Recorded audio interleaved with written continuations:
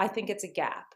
And then another place that I have a similar kind of structural question is over at the high school.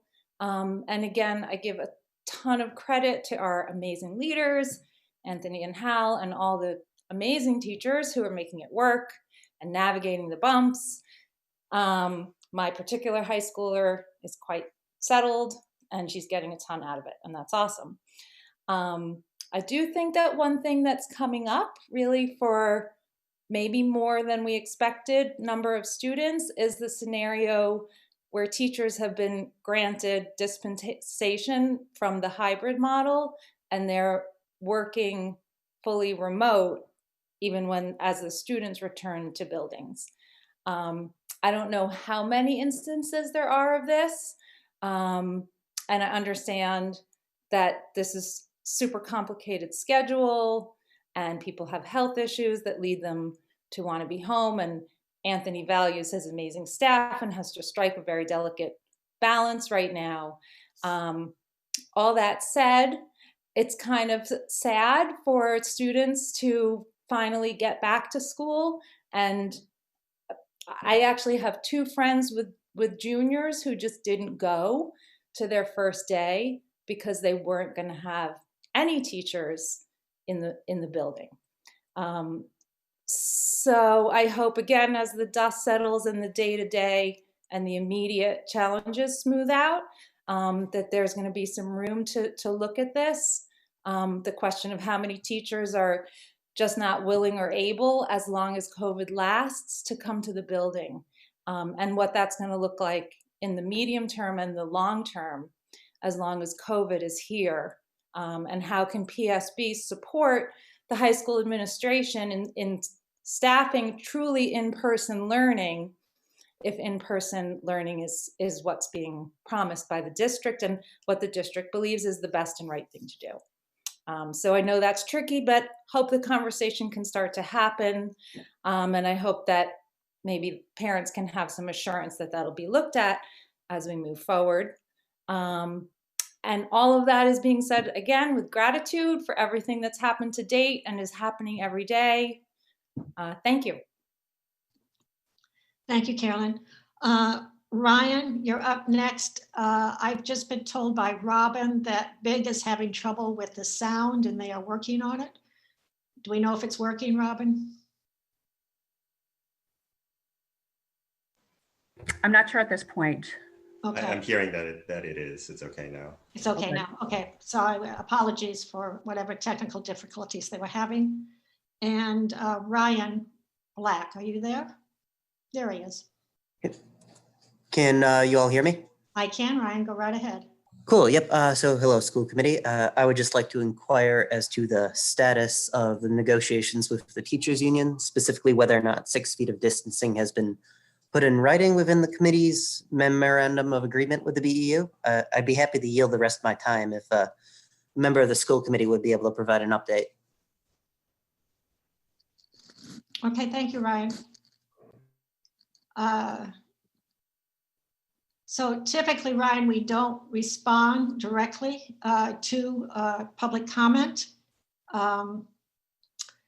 However, I will say in this case that we are in negotiations. We have our statement on the website, the school committee statement about our commitment to 6 feet.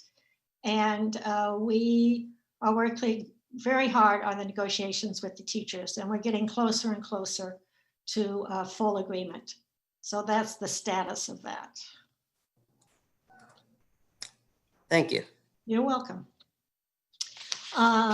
That's it for public comment. And we are now going to move to the Brookline High School, the reopening update. And I think, Jim, you're starting with Brookline High, if I'm not mistaken. Right. It's been a lot of effort, and I really want to recognize Anthony and Hal for their flexibility, persistence, commitment, and work to do all they can to have the high school operate. As the speaker said, there are complications because there is not a remote learning academy at the high school. I'm sure Anthony will speak to that. There are complications around that, and the flexibility that the high school tried to employ in order to make certain that the teachers would be able to we'd be able to keep the teachers functioning and working with students. It's not without its difficulties that Anthony will talk about. But I'm looking forward to being over at the high school next week myself and touring both buildings while they're up and at 'em. So Anthony and Hal, why don't you give us an update on how the last of the first came in, how'd it go? Awesome. Thanks, Jim.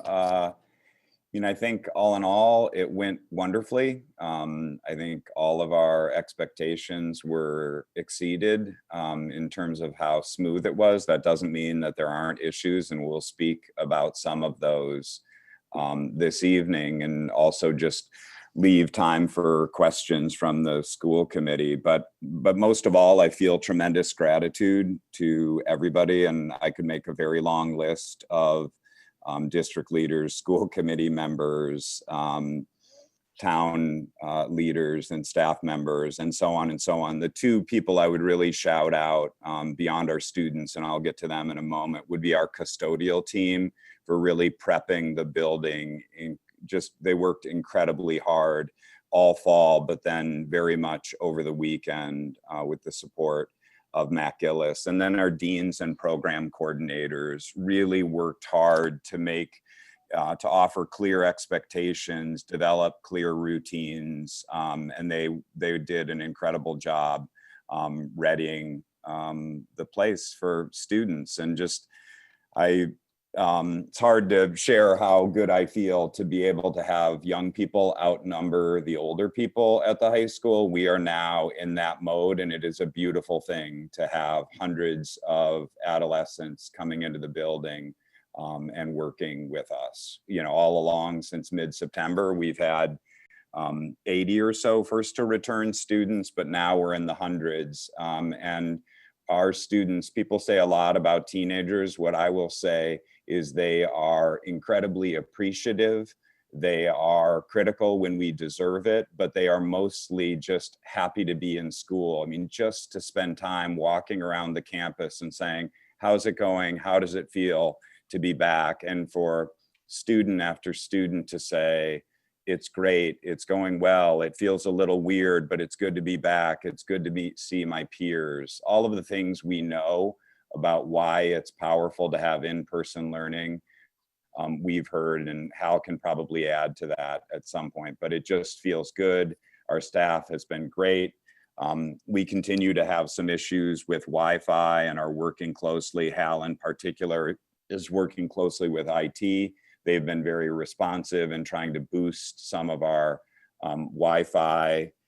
So there are some things still to work out to help support teaching and learning, which is obviously our central mission.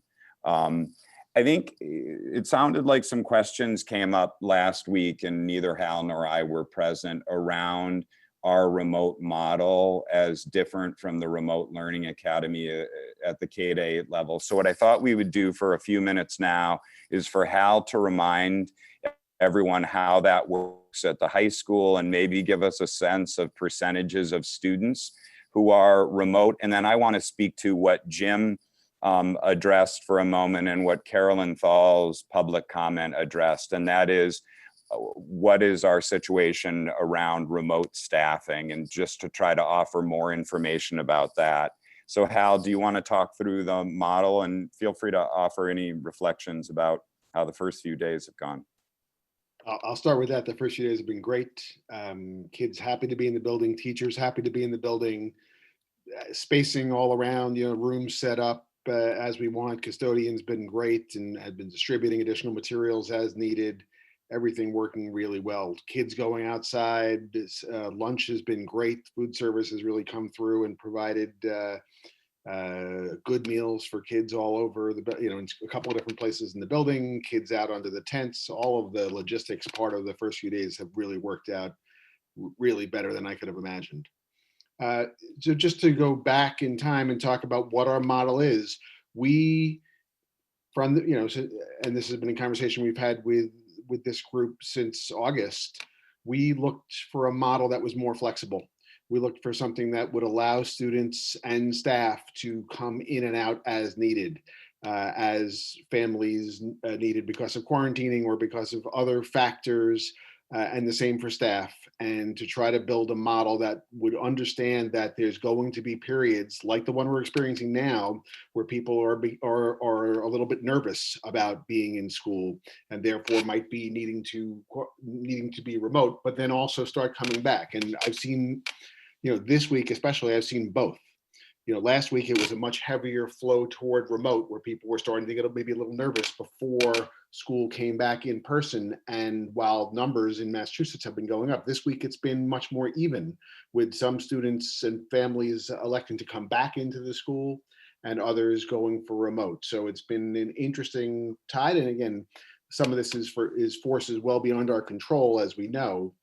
But we like the model that we've set up because we think it's a realistic way for high school students and families to address these concerns and to feel as if they had the flexibility. And again, as I'll point out, as I know I have with this group, it's really important for kids to know that when they're home in a remote mode, they're getting quality instruction, because we want kids to accurately and honestly report their symptoms. And we want families to accurately report when they need to quarantine and when a kid needs to be pulled out, and the same with teachers.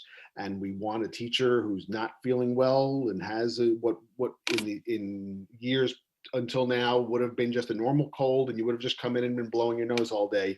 We want that teacher to stay home. And we need that teacher to stay home, and we need to make sure that we've created a system where that teacher feels that they can stay at home but still teach their class, or the student feels they can stay at home on that day and still access quality instruction. So, so far that's been working really well. The remote number currently is about 28%. So 28% of our students are remote. That the numbers are lower in the 9th grade, because the 9th grade's been back already for 3 weeks. We didn't see quite the same nervous, I'll call it, move toward remote that we experienced over the last couple of weeks, because those students were already back. They already knew, they were already comfortable in the building. And our expectation is, again, absent things that happen beyond our control around us, our expectation is that we'd start to see some of that stabilization and lowering of that remote total as we go forward, as students start to talk to other students, as families talk to each other and come to understand what's been happening at the high school this week, what the in-person experience has been like, and the value of that. And again, we think this is the important distinction for our system. We're looking forward very much to the OWL cameras to come in. The district has made a large investment in those, and we think that's going to be a really valuable way to boost what the hybrid experience and therefore the remote experience will be like for teachers and for students. And so far, the early experimenter with the one that we have, they're very happy with what it enables the classroom to do.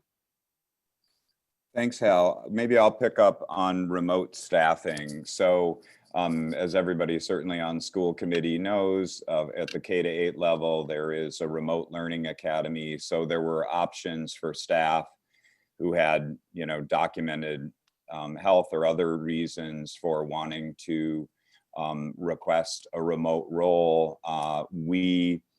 Without a remote learning academy, we didn't have that same option and needed to offer that option. And so we knew that this would be a challenge, and it certainly was. We started at Old Lincoln School and went through a process where we asked people who were interested in potentially working remotely to share information with us and documentation.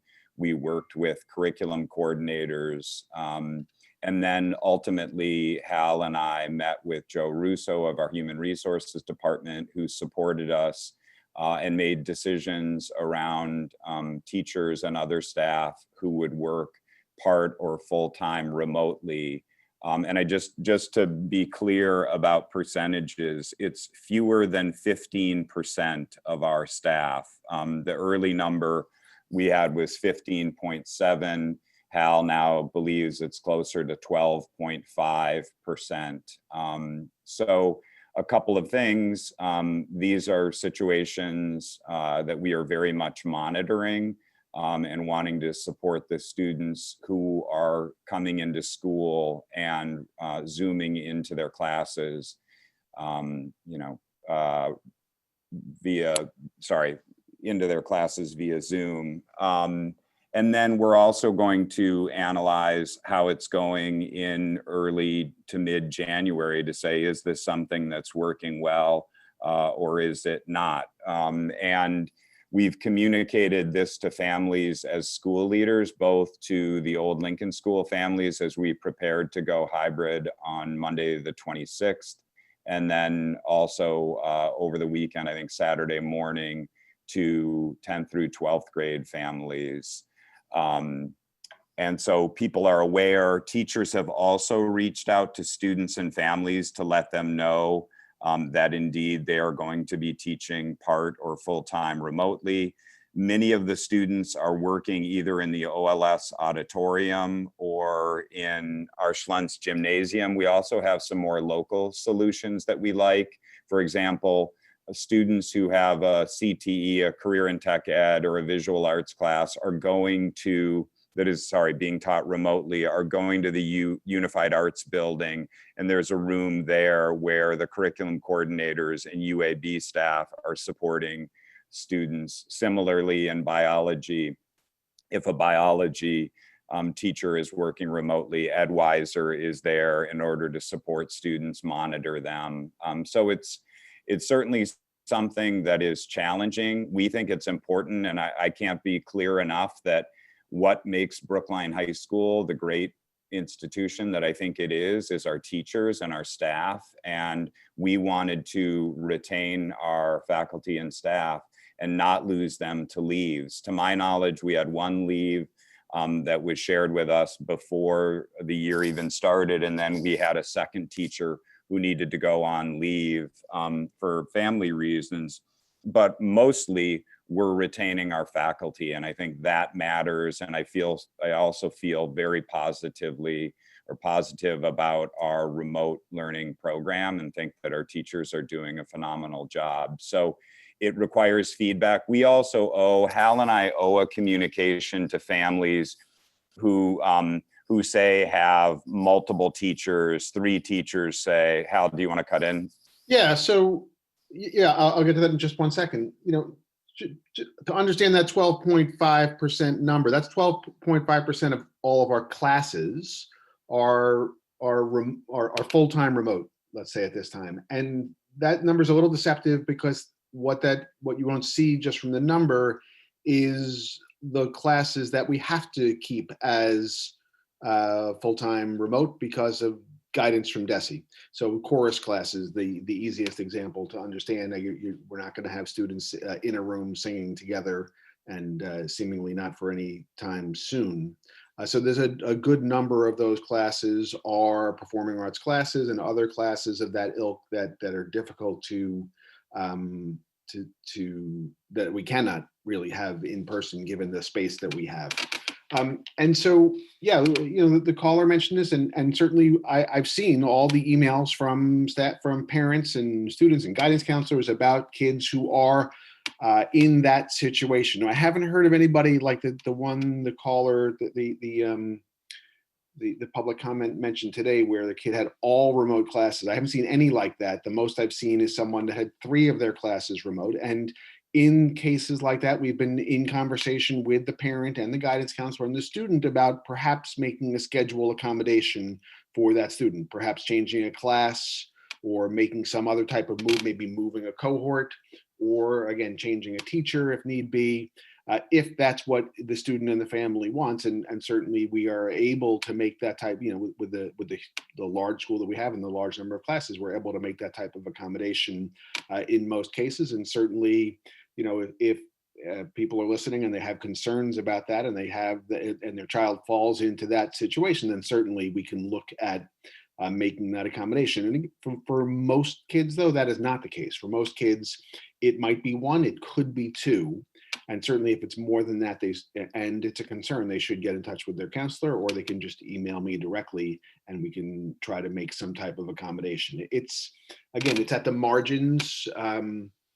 But if there is that type of disproportionate impact on a kid, that's certainly something we would want to know and help to address if it's happening. Thanks, Hal. So that's an update, and I hope a great deal of information about remote staffing decisions and the why behind those decisions. The last piece I would just speak to is how much we've been communicating, maybe too much with our families, just as we shifted to hybrid, as I said, in late October for 9th graders, now at our 115 campus. Excitingly, it also means now our 9th graders are traveling, so they are coming to the main campus or the 115 campus. We think and hope that the communication will normalize a little bit, and Hal and I will just send out Sunday email saying, reminder, this is what the week looks like, or here's, some particular feature of the week, but just reminding people and not sending 3-page emails every week would be a goal of mine, personal goal. The other piece I would, thank you, Hal, thank you for that edgy niceness. I think the other thing I would just say is we want some feedback from students, and you've already experienced how wonderful Claire Gallion is as a student representative. She does a great job doing using tools I don't use, like Instagram polls. That's not going to happen for me, but I think what we would like to do with Claire is gather some students and just have them launch some questions at us, give us some feedback on how hybrid is going, and really lean into the students and hear what they would want improved, or to question why we've done certain things. I believe that students have questioned why we had them bring sit-upons. And then sure enough, darn it, there were all kinds of kids sitting on towels and blankets today. It was a wonderful moment. But I just want to say thank you to Claire, because that's something I know she's got a lot of experience in student government. And so Claire, we'll work with you to figure out how to gather some students and have them fire away with some questions. So thank you. And maybe now, Jim, this is your party, but I think for an update, that's what we had planned to provide. And then we're happy to answer questions or to shift to athletics, whatever works best on your end. Actually, I'll flip back to Suzanne if you're ready to go on to the next one, or if there was a question or two for Hal. I'm sure there are questions. Let's watch our time, but let's do our questions. So Helen and then Mariah. Thank you guys for your report. I think you're doing great, and I'm thrilled that it's going well. I can tell by the amount of emails we get whether things are working well or not. And it seems to be down a bit this week. So that's a good thing. I had the question about, I think it's Z block, the early morning block. That's mostly, I think, chorus and band and those things. How are you working that at this point? Helen, that's a great question. I'm going to be interested in Hal's answer. Okay, thank you. So, this has been a change of what we did this year. Since when we began in the remote mode, we did not have a Z block for a couple of reasons, and we were looking very closely to see if that would have a deleterious effect on that type of class, on the chorus classes, on the band classes, on the orchestra class. But we also were very cognizant that we wanted to make sure that we were offering that, especially to our 9th graders, that both cohorts would have access to that type of class. And with the Z block, we weren't able to do it. So that was part of the reason. And also part of it was simplifying our remote schedule. As we've moved into the hybrid, we've sort of pushed some of the classes toward the beginning of the day, or toward earlier start during the day. So it's not an official Z block, but we've sort of been we've been allowing that type of class, the chorus, the orchestras, to meet at times that work for kids. Again, I can't have my oboist come to school and start blowing out from a woodwind instrument. They have to do that at home or outside, really distanced away from people. And so ideally they're doing that from home where possible. And again, for that to work well, that means that we do have to push that a little bit toward the very beginning of the day to what would have been the Z block time. And while we remain in hybrid, we expect that things like that will continue. This is one of the areas where, you know, we keep using the word flexibility. I'll be talking to Mike Driscoll. I'll be talking to Carolyn Castellano. I'll be talking to Kenny and getting feedback from them. And if we need to make an adjustment, a formal adjustment, and formally launch something and do a little bit of a reshuffle and reschedule to make it a more formal Z block, then that's what we'll do.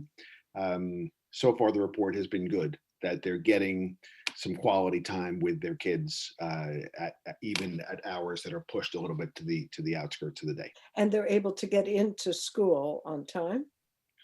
Because that would be what I would worry about, their homework, you know, doing the chorus or whatever, but then they still have to get to the high school or to the. Correct. And this is one area, this is again, one of the reasons why we built in the large passing time between blocks, right? And that's been helpful in allowing some kids to get in. Obviously, if you're coming in from Boston, if you're coming in from South Brookline, it's much more difficult. And therefore, we are also creating some spaces around the building to give kids the opportunity to engage in those activities in the building or in or around the building, I should say. Thank you, guys. Mariah? I know it's not easy. Thanks, Suzanne. So thank you, Anthony, and thank you, Hal. I think people maybe know I have a sophomore, a 10th grader who started on Monday, and he came home and he said, chemistry is so cool when you do it in person. So I was like, yes. So that was a great moment. I had two sort of big questions. One you alluded to at the beginning. I think, Anthony, you said Hal was going to talk about it, or maybe not, just about the bandwidth and sort of tech bandwidth, how that's going in general. And then my second question, also logistics operation stuff, is how we heard a parent actually during public comment reference this earlier too, but how social distancing is sort of all the logistics of the school, how that's been going, and if there's any support you need from us on either one of those fronts. Sure. So the Wi-Fi itself has been okay. We've been having more network type issues with individual students' configuration on their machines that's leading to Wi-Fi trouble and ultimately dropped Zoom calls. So, you know, we have one set of protocols that works really well for the school issued Chromebooks, but there's a lot of different versions of Chromebooks out there running a lot of different systems and a lot of different Zoom versions. And when that student on their personal Chromebook tries to connect into our Wi-Fi system, it's quirky, to say the least. So it's not a bandwidth issue. I haven't seen any evidence that there's been any bandwidth issue. There's an issue with some of the access points and some of the location of the access points. We had that at OLS. Those have now been rectified at OLS. We were having some real serious issues on the ground floor at OLS. Those have been fixed. And now that we have heavy usage in the auditorium at OLS, that's a big need. And I know IT is on that, and they're going to be putting in new access points at the OLS auditorium. And in the Schlunz, where we thought we had abundant access points and coverage, what we didn't recognize was that all 7 of the access points are in one half of the gym, and the whole half of the gym that's closest to the street, where you think, oh, it's such a big space, they'll just pick up. The service has been spotty. So little things like that. And IT's been great. You know, Zerai was in the other day and he was walking with me and we were picking up points and trying to figure out. So I think we're going to be able to debug most of the problems that we've been having. Right, I would say overall less of a concern than we thought it was going to be. That's good. And have you been getting the bandwidth reports, and just that confirms that you're not anywhere near I've been your talking with caps? Sang, and those, we're not even close to That's great. our bandwidth. That's great.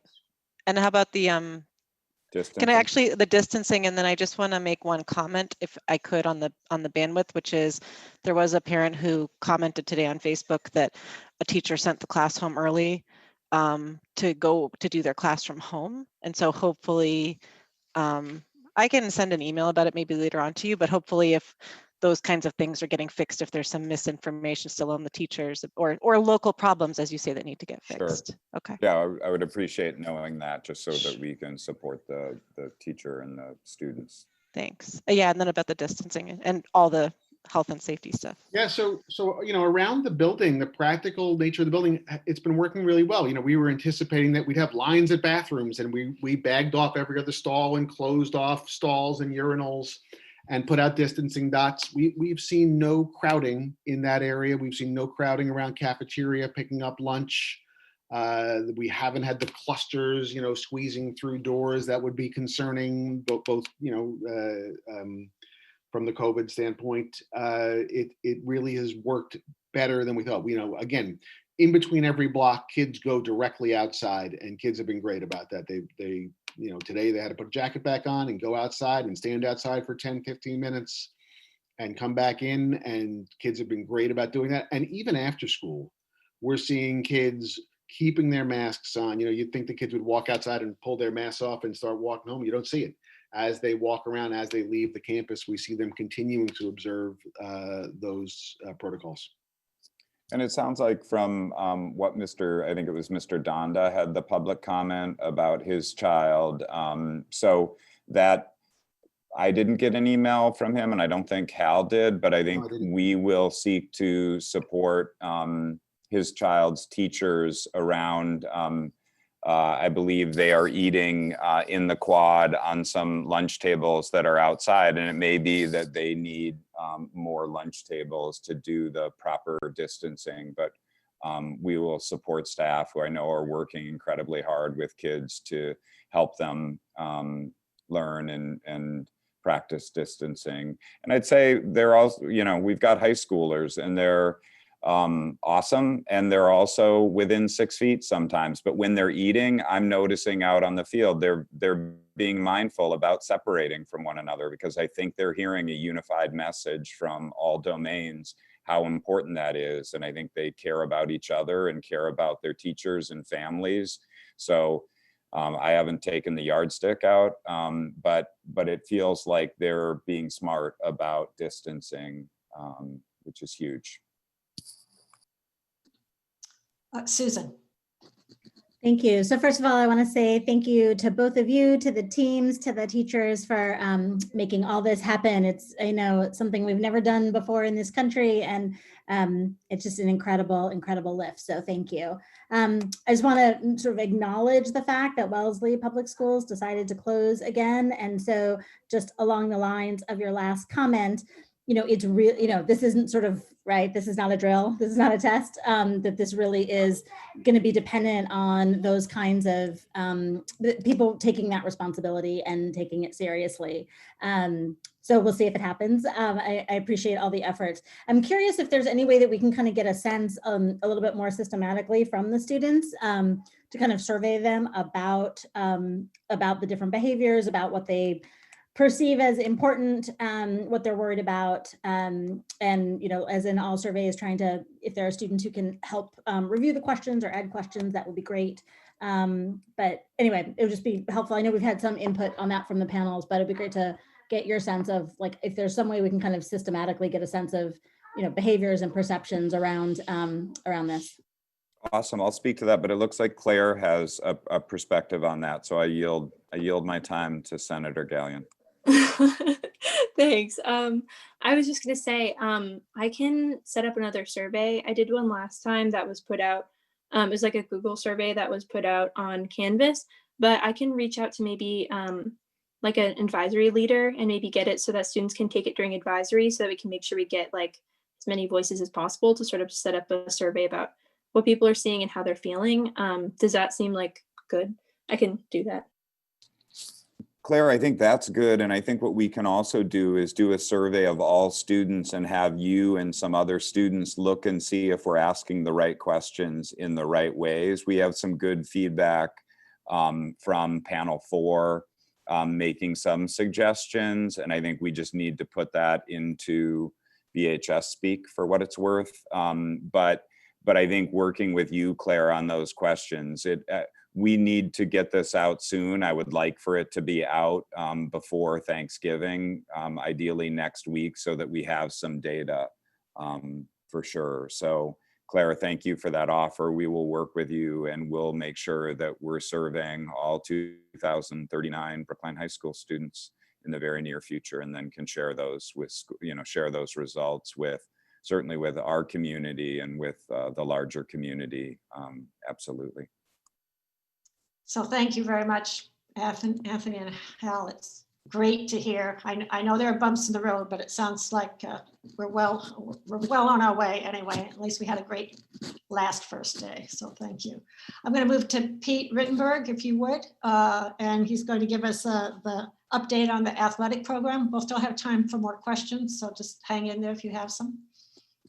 Great. Can you hear me all right? Yes, just fine. Good.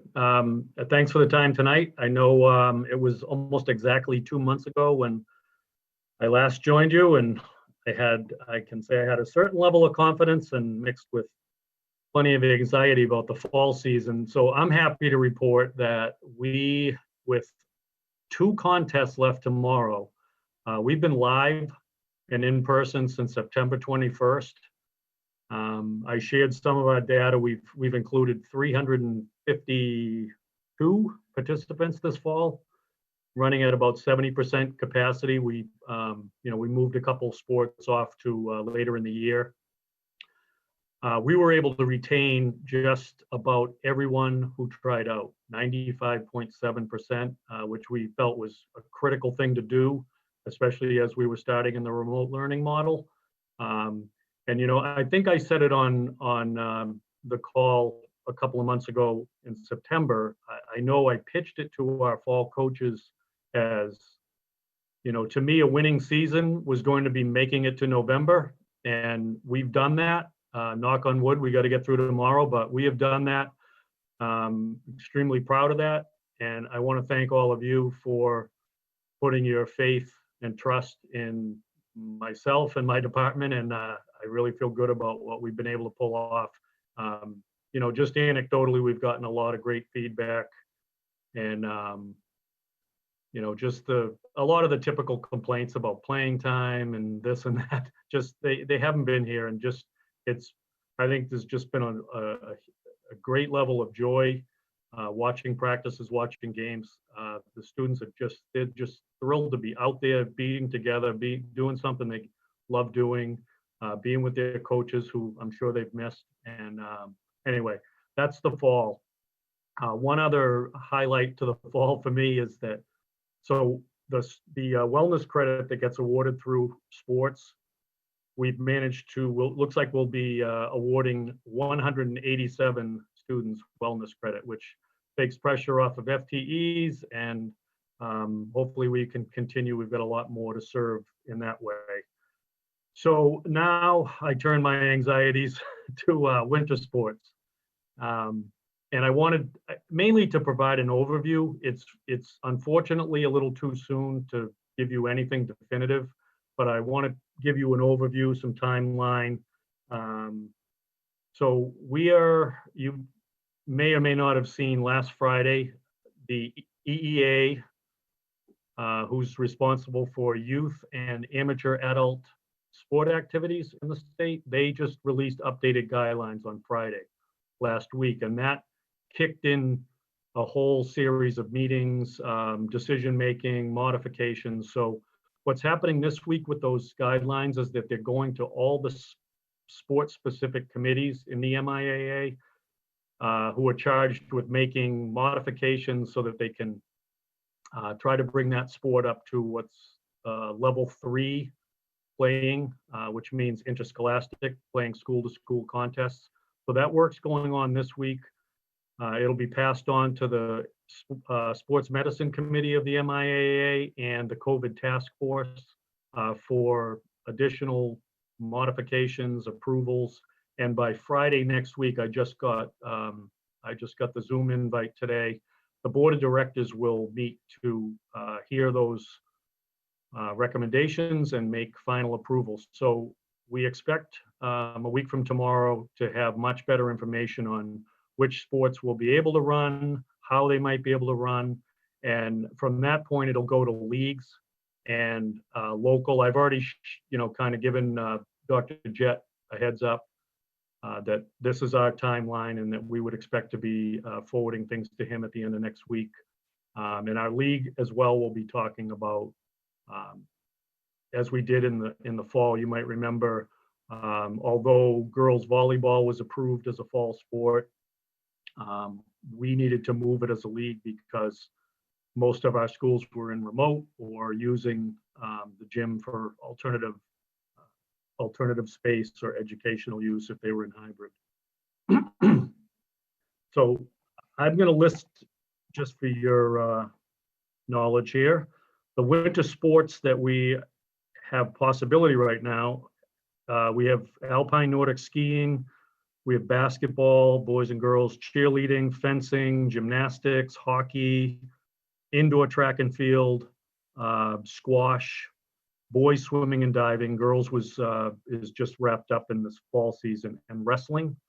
And the MIA has already decided, as they did in the fall, there will be no postseason tournaments sponsored by the MIAA. So anything that happens will be largely league-based. We haven't made final decisions on that yet, but will be, as soon as we have those guidelines next week, we'll start working on that. One thing that we were concerned about, I forgot to mention in the fall, was we had equity concerns about access, and I think those were unfounded in the end, because somehow or another, between our coaches, our families, everything worked. We're going to have those same sorts of issues. I'd like to outline, I think the challenges are different for the winter sport because a lot of our facilities are obviously indoors, and many of those indoor facilities are not in our control. So, we rent spaces for hockey, for squash, for fencing, for gymnastics, so that, as much as we might want to be controlling things, some of these things are going to be out of our control. I don't want to get into any specifics, especially knowing that we're in a public meeting right now, and I don't want to, start any rumors. There's plenty of that already going on around, but I will say that, that the decisions that'll be happening will be probably pretty consistent with what happened in the fall, where some sports are going to be moved to seasons later in the year. We're going to do everything we can to run all the sports that would be typical winter sports, with the highlight caveat, they will be run safely. We have to do things safely. Again, I think we did a great job with that this fall, and we'll be looking very carefully at how to do that. Last thing I want to say is about the indoor facilities, is our own facilities, which, I've had some conversations with Hal already, because right now, for instance, the gym is being used for Zoom, for remote learning. It may have plans as a cold weather cafeteria. So we're just working on how we'll make these things work. For instance, if there is a basketball season and how it runs.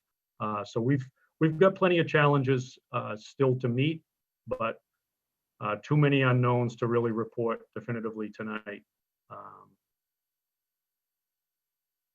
I think this was the most recent issue, if it wasn't already hard enough, is the governor's curfew, which is going to impact some of our sports, particularly hockey, where we've got some late practice sessions that have been like 9 o'clock to 10 o'clock or 9:30 to 10:30 type of hours. So I just actually drafted a message to the MIA Hockey Committee and Sports Medicine Committee jointly. It looks like there's language to potentially get a waiver for that. It seems like it will be affecting many more high schools than just us. So just an example of some of the things that we're trying to deal with right now. And I guess I'd open it up for questions that you might have now.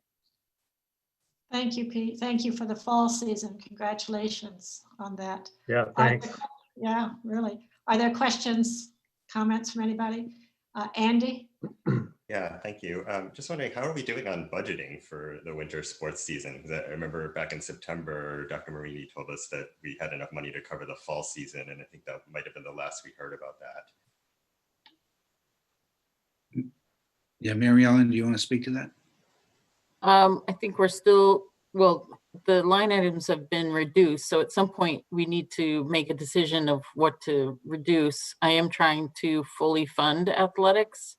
But I'm frankly, not being a gambler, I'm gambling that some sports won't run because they're just not practical. But the next calculation I have, once I get the winter in, I'll be able to work with Pete around practically what's going to happen in the spring, because most of the spring sports are all sort of outside. So it really, the winter sports are the ones that are really kind of, because of the indoor nature of many winter sports, are they going to run? Are they going to move to the spring? So until we kind of know where that all lands, I can't adjust my estimate. So it'll get added in. The goal is to have every sport that's to run, but just adds to the deficit. Yeah, I will say, Andy, I think we don't have our final numbers in, but just the projections that I've done recently on the fall look very good. Like we came in very nicely. Essentially, we were paying for double the buses and maybe half the contest, so that's sort of a wash. And you know, the winter, I think the big factor in the winter is, again, like Mary Ellen says, which sports will run and some of the outside facilities, you know, what that may mean. And if we have to scramble, you know, BU, which is a typical rink facility that we use, they're not letting in outside groups until at least January 1st. So we may be scrambling for ice time elsewhere. And so a lot of unknowns, but I feel good about how we managed the fall, and I hope we can do similarly in the winter. Okay, thank you. Dimitri, did you have your hand up or no? No? Okay. Helen? Thank you, Pete, and thank you for all your hard work on making this work and that kids were able to play. And I guess one quick question, how did the teams do? I told you we made it to November. Oh, no, That's the only definition of a winning season this year. No, they did great. They did great. They did great. They really did. And the second question I had, I was surprised that you said wrestling was being considered. Of all the sports, I think that would be the one that I, just like with football, that I would be the most concerned about because of the amount of contact. Right, and not to start any premature rumors, but No. if you saw the EEA guidelines, you're right. I mean, it's what they did with the high risk sports, because what they did is basically created two gradations, what they called high risk intermittent contact. They put basketball and hockey in that category so that they are able to, well, try modifications. We'll see what they look like. And then wrestling and cheerleading ended up in high risk sustained contact. They can only practice in some modified ways. So very unlikely that they'll run this winter, either one of those. That was my thought. Okay, thank you. Okay, I think we're going to move on to Tricia Laham because we want to be sure and give Tricia plenty of time. Thank you again so much. Great. We really appreciate all that you're doing for our children. Okay, Tricia. thank you all. Yeah. Good evening, everyone. So I'll do a little update on what's going on with COVID in our schools. So since September, we've had a total of 26 positive cases in our schools. Of those, 12 had been individuals who had not yet, or who had not been physically present in school.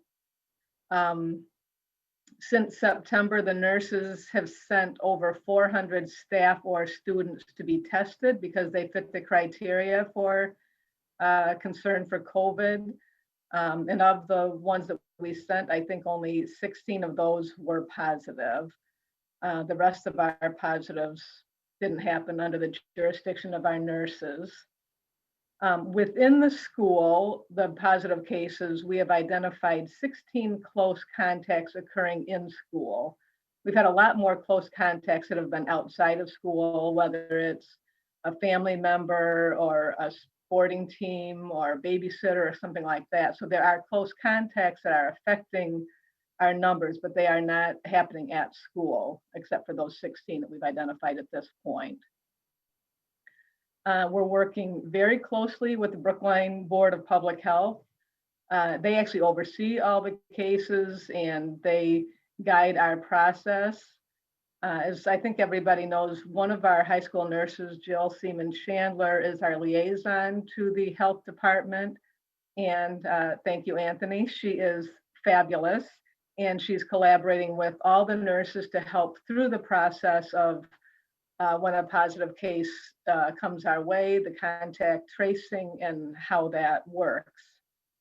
So the process, I think it's probably the thing that people don't understand the most is what happens if we hear of a positive case. Oftentimes we're hearing about the positive case before the Board of Health even knows about it because a parent or staff member will alert nurse or someone in the school, and that triggers our process. So even without complete confirmation from the Board of Health, we will take this as a presumed positive and at least begin our investigation. First part of that investigation is to determine, was that individual in school while they were infectious? That would mean that they were in school 2 days before they were positive, or had, 2 days before symptoms, or 2 days before their test. If they were in school during that infectious process, then that triggers the contact tracing to determine who is identified as a close contact to that positive case. So let's say that positive person is a student. Let's say parent lets us know, we find out there's a student who's positive, nurse calls the parent, get some information, specifics on when were they last in school. Then the nurse will talk to the teacher, they look at the seating chart, they talk about movement throughout the day, they review the day, what classes did they have, recess, lunch, extended day, a pod after school, all kinds of things. Have that same conversation with the parent, have that same conversation with the student, depending on the age, just to go through all the steps. All of that is aimed at determining, were you within 6 feet of an individual for 15 minutes or more in a 24-hour period? If the answer is yes, then that is a close contact. So that is the process, and it's kind of a simple process and it's unique. Every situation has its own nuance and is a little bit different. So the process is the same, but there's always something a little bit different about each case. If you are a close contact, determined to be a close contact, we then share information on quarantine and the need to be home for 14 days and the flow chart that we've shared before. So we begin that process. And I will say it's gone very, very well. People are working very hard. Our collaboration with the health department has been seamless, I would say. It's going very well. So the successes that I see in this is that there is, to date, we are not seeing any evidence of transmission in the schools. And I think part of that is because schools are a controlled environment. We have all kinds of rules and we have oversight to those rules. I think our mitigation strategies are working, our social distancing, our masks, our hand washing. And while I say it's working, it's not perfect.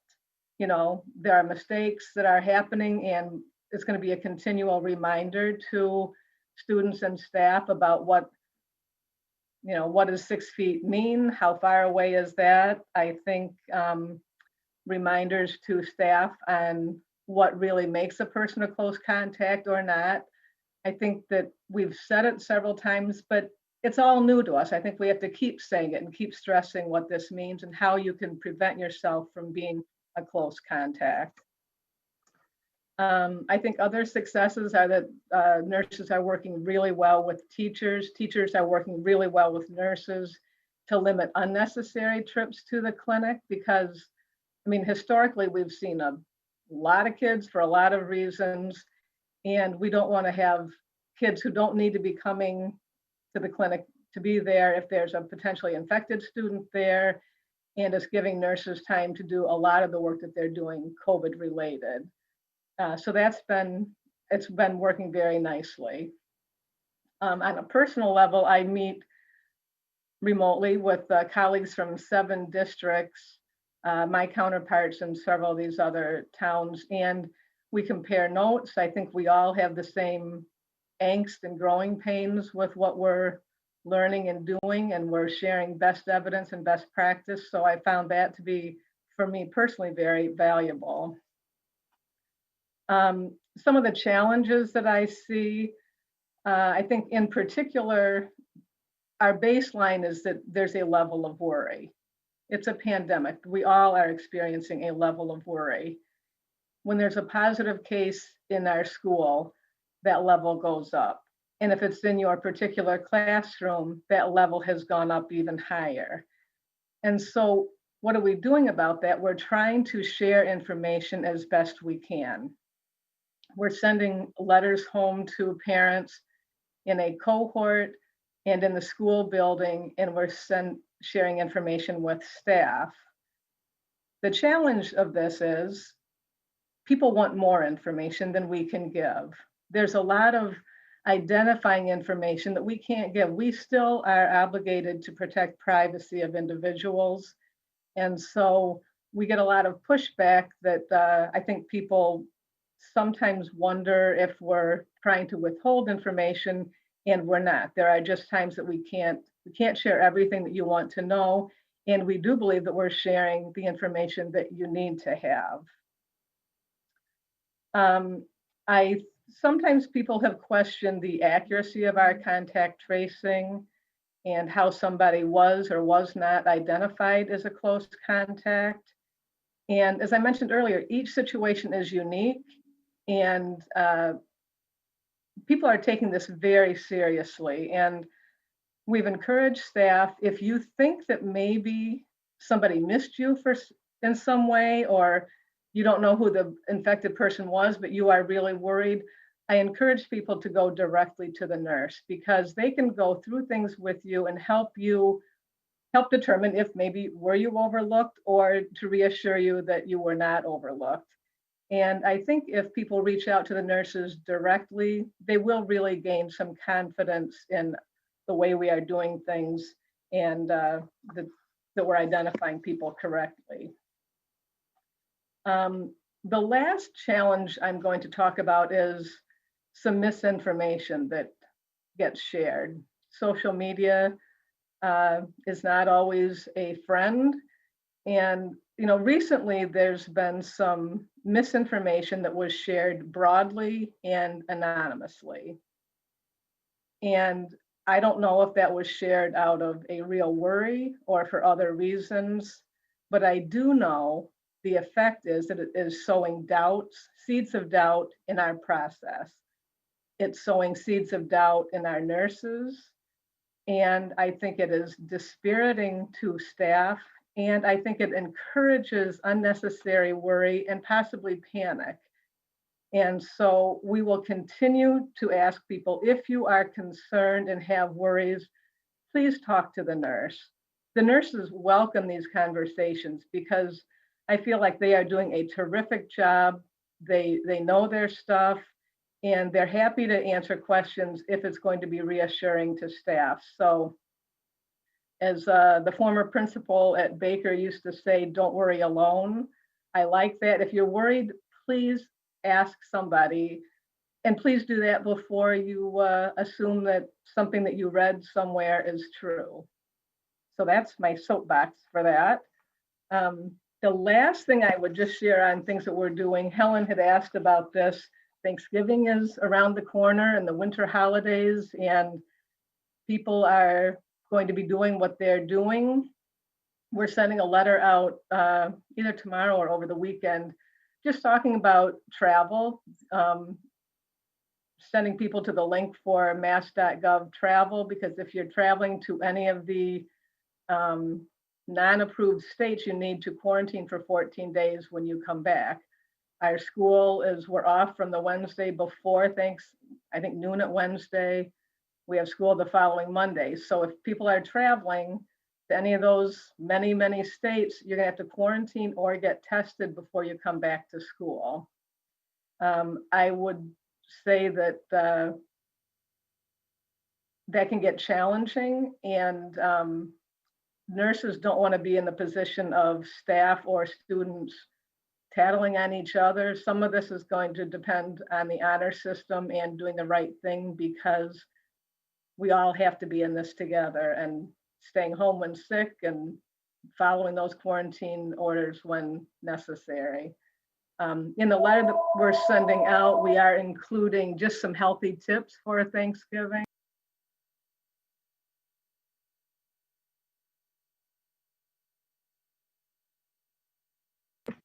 Sorry about that. So some healthy tips for things you can do at Thanksgiving.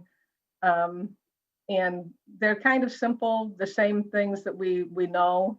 Keep distance, eat outside if you can. Very different than we have done it before. So lots of simple little suggestions that we'll include in our letter. And that's it. Any questions? Yeah, thank you so much, Tricia. And thank you to your department for sure. You're keeping us safe and well. I really do appreciate that. Dimitri. Excuse me, can I say one thing? Sure, Jim. That Tricia obviously has done a terrific job in working with her nurses, and she met with the principals, and she's going to meet with the principals again to go through the protocols and so that everyone is on the same page. But one of the more difficult things that probably arises out of anxiety, but puts the nurses in a really awkward situation, and that is people want to know who was positive, and because they want to protect themselves. And yet the nurses have privacy issues that they need to deal with in terms of talking about a third party person. And that creates a sort of an uncomfortable awkwardness with the nurses when they're asked those questions and they can't give the response by identifying a person. It just creates that tension that I hope people can be aware and sensitive and appreciate that there are privacy issues and there are also issues of concern. If the person's a close contact, they will be notified. If they have questions, go see the nurse. Ask the nurse about the person individually. Ask about myself. Don't ask about another person. And the nurse will share all the information that they can. But please be aware that the nurse can only share certain information and can't talk about a third party's health. Awkward, anxiety producing, but the integrity has to be there as well. And that makes it difficult for nurses. So just want to say that. And thanks, Trish. You're welcome. Dimitri.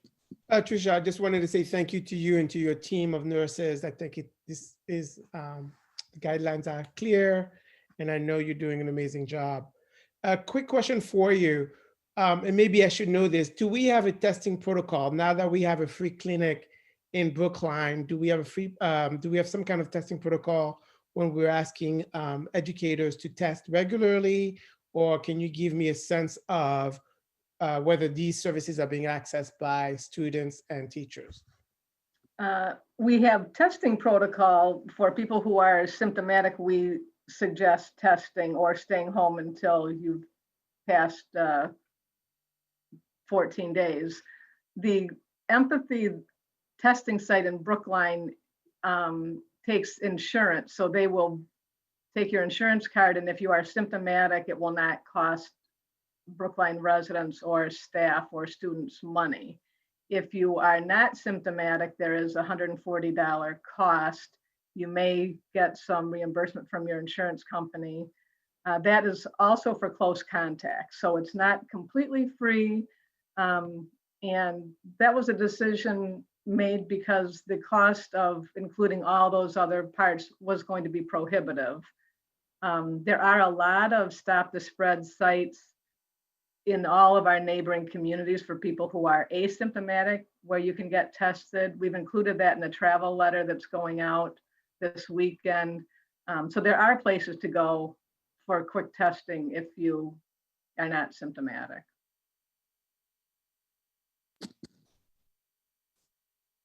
Yes, Mariah, and then Helen. I'm going to ask what could be a really dumb question.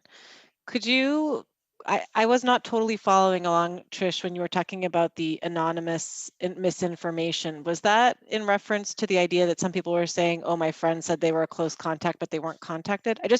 I'm hoping that we can make it really clear to everyone who's listening the type of misinformation which isn't true, because I couldn't understand what was the misinformation, and we should make sure to debunk it, I would think. Well, I think in general, there is misinformation on Facebook. I violated my own personal policy about a month ago of responding to something on Facebook, and why I will never do it again, because it is never you're never going to change somebody's mind who has decided something, unfortunately. So some misinformation is on Facebook. There was another situation where somebody anonymously sent a letter to PTO boards and to the Brookline Health Department about situations that, if what was written was true, it would sound concerning, but there were little nuggets of truth in many pieces of it that were not true. And it was inciting fear and anxiety in a community and undermining the work that nurses and others in the health department are doing. And it was sent anonymously, so it couldn't even be followed up on to have a conversation to just deal with the facts. Okay, so not one particular thing that we should correct, but just generally a lot of misinformation about what's going on. Yeah, which I think is definitely the case. Helen? So Trish, thanks for answering my question on Thanksgiving and then the winter holidays. I think, that's going to be complicated. I would appreciate it if you could send whatever note you're sending out to both staff and to students to the school committee also, because sometimes we don't get those, and it would be helpful to have that. I must say I'm concerned about people missing school after, for 14 days because they've been out. They went to another state that isn't within the guidelines. So I'm hoping that we can emphasize that maybe this year staying closer to home might be a good idea if you want to continue being. Well, that's what we're saying. That's what the CDC is saying. So to the extent that we can encourage that, yes. Yeah. Okay. Well, thank you. And thank you for thank all the nurses for their hard work, but you especially. I know you're on Zooms all the time. Thank you. Susan? Yeah, I just want to say thank you also. I do think that if people are worried, they're going to avoid traveling. And if they're not worried, they're not going to avoid traveling. And I'm not sure one more message will convince them if they're not worried about traveling. It doesn't mean we shouldn't keep saying it, but I think we just need to be realistic about which people we can and can't convince. I do think though, some districts that I've heard of are taking pretty dramatic actions. They're closing for the first 3 days after Thanksgiving, so that to give it time for everyone, to give it time for symptomatic people to present themselves. I guess if we're not going to do that, I think the other question in my mind is sort of, do we have enough capacity at the Brookline testing clinic in those critical first few days, right at the end of Thanksgiving break? I don't think we're open on Sundays, but you can remind me, Trish. But just certainly in the first couple of days right after Thanksgiving, to be able to handle what I would hope is people being nervous and getting tested right when they come back. I think that's what we want. So that's number one. And number two, I think there was just some confusion about what kind of test was getting offered. I think the original, it's my understanding that the original memo was talking about a less invasive test, not the brain tickle one. But it turned out that that's not quite what's happening. So I think there's just a little bit of confusion about that. And I'm starting to hear a little bit of avoidance, which is concerning to me. So I don't know, maybe you can kind of clear that one up also. I can tell you that they are doing the nasopharyngeal, which is the brain tickling test. But I believe that families can request the anterior nasal, which is less, it's not pleasant, but it's not quite as bad. And I have reached out to find out what the process is to request that, if you can easily do it at the site. I don't know the answer, but I will let you know.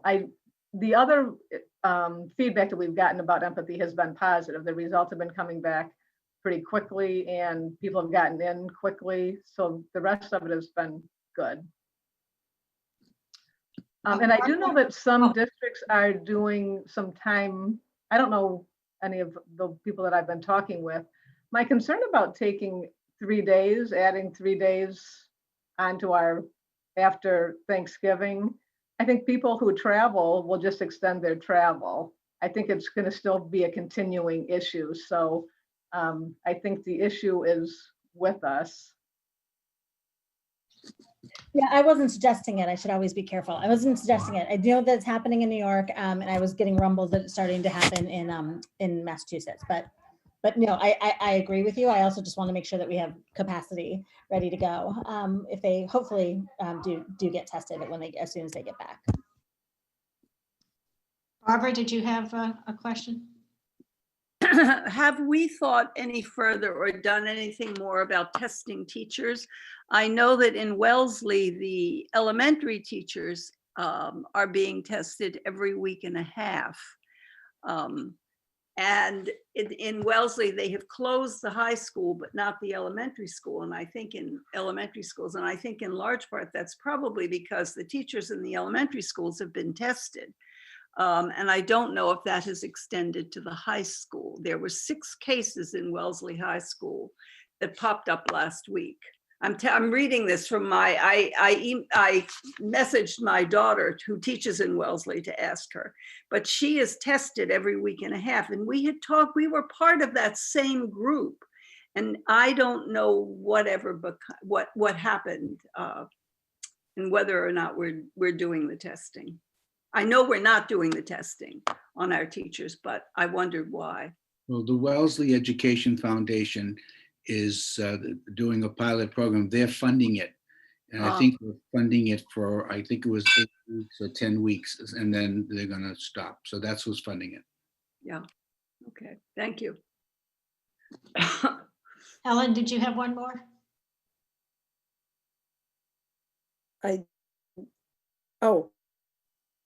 In terms of empathy, and I don't know if you have any control over this or not, but my understanding is Sunday and Monday off.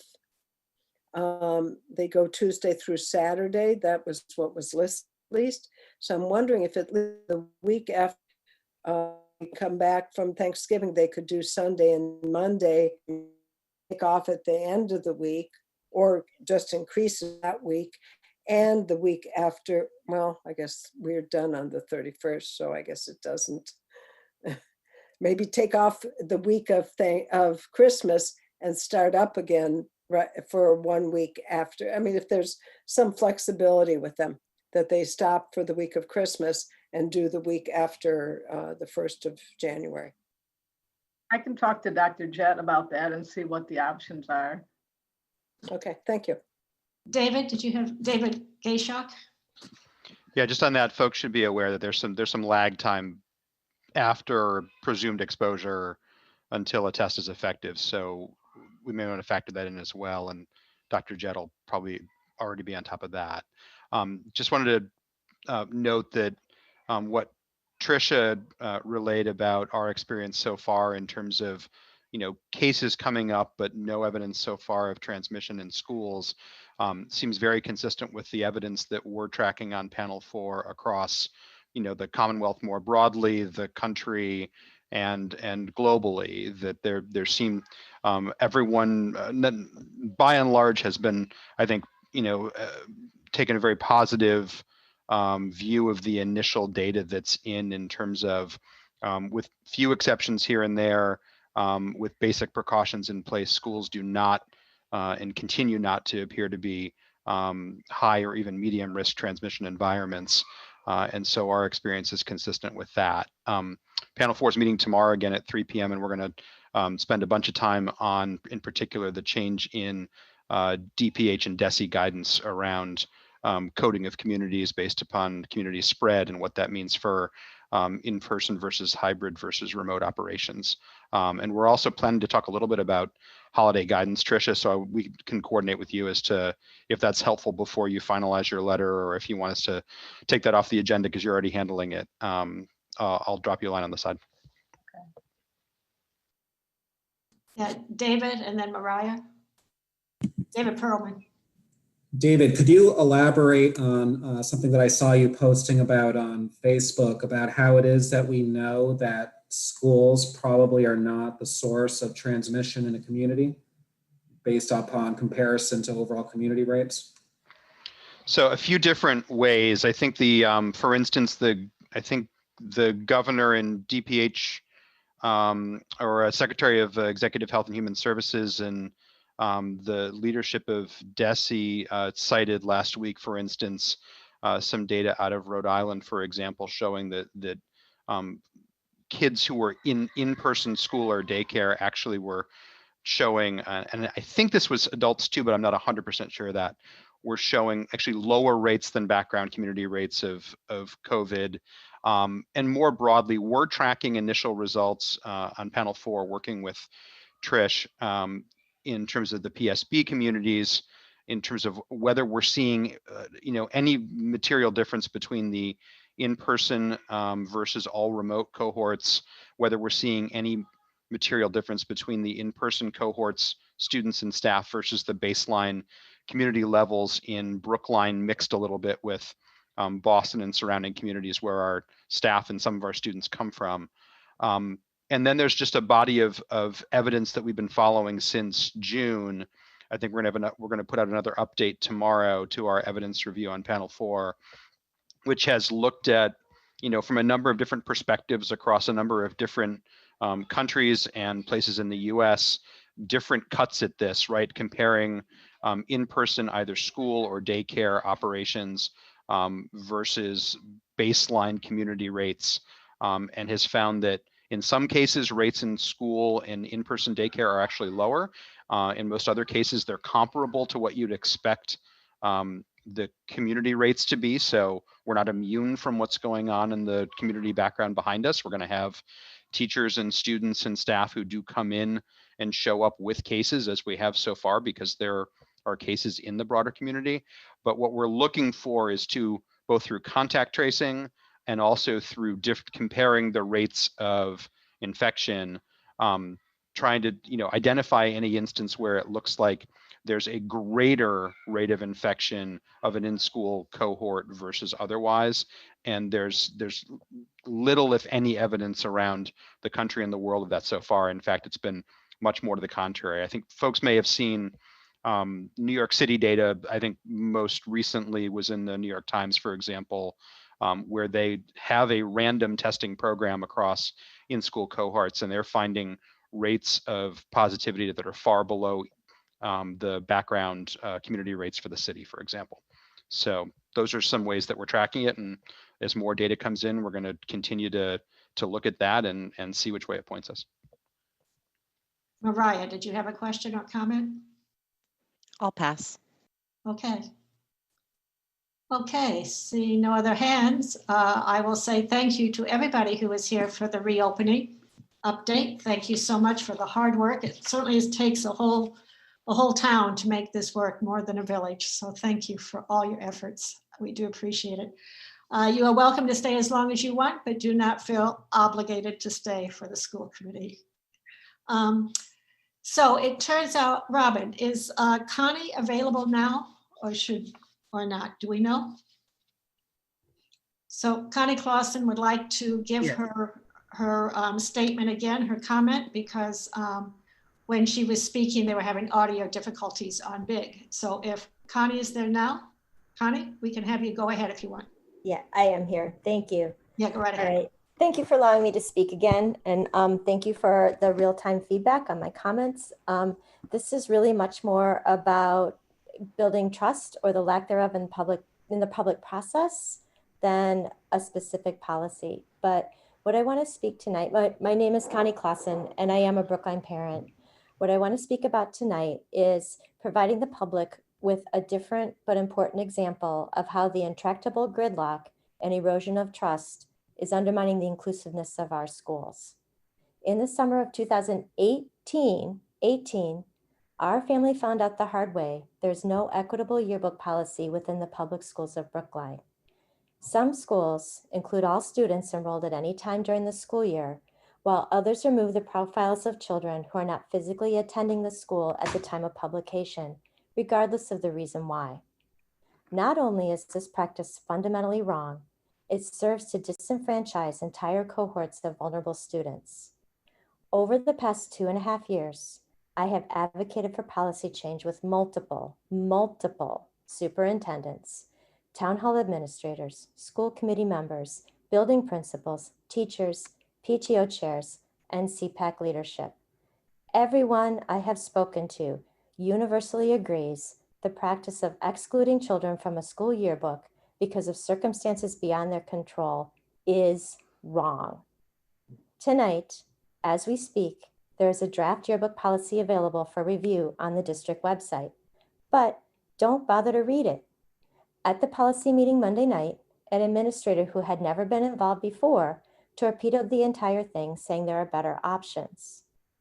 2.5 years of effort resulted in a well-written policy with broad community support, but now we have to start over. One person didn't like it, so the community refused to advance it. For all parents out there tonight, please listen carefully. There is a very small chance any policy will be enacted in time to influence the 2021 yearbooks. If you are forced to move for any reason, if your child transfers programs to better serve their special education needs, if your child becomes ill and needs to learn remotely, they are at risk of being removed from their school yearbook for the spring. For children enrolled in the RLA, there are no guarantees you'll be included in the yearbook of your home school. In fact, you probably won't. I am sure we are about to hear many conversations about equity. My response would be that trust is earned, and equity means ensuring all students are treated with respect at all times. Dignity is defined as the intrinsic and unconditional value of each person. If you believe school yearbooks are an important way to show every child that they have value and they belong in our schools, please write to the school committee and demand they advance the equity policy that was 2.5 years in the making. Thank you for allowing me to speak again. Thank you, Connie. We are now going to move to a presentation of preliminary 2020-2021 enrollment numbers. So I think, Erin, I think you're on. Yep, that's me. Let me just share my screen.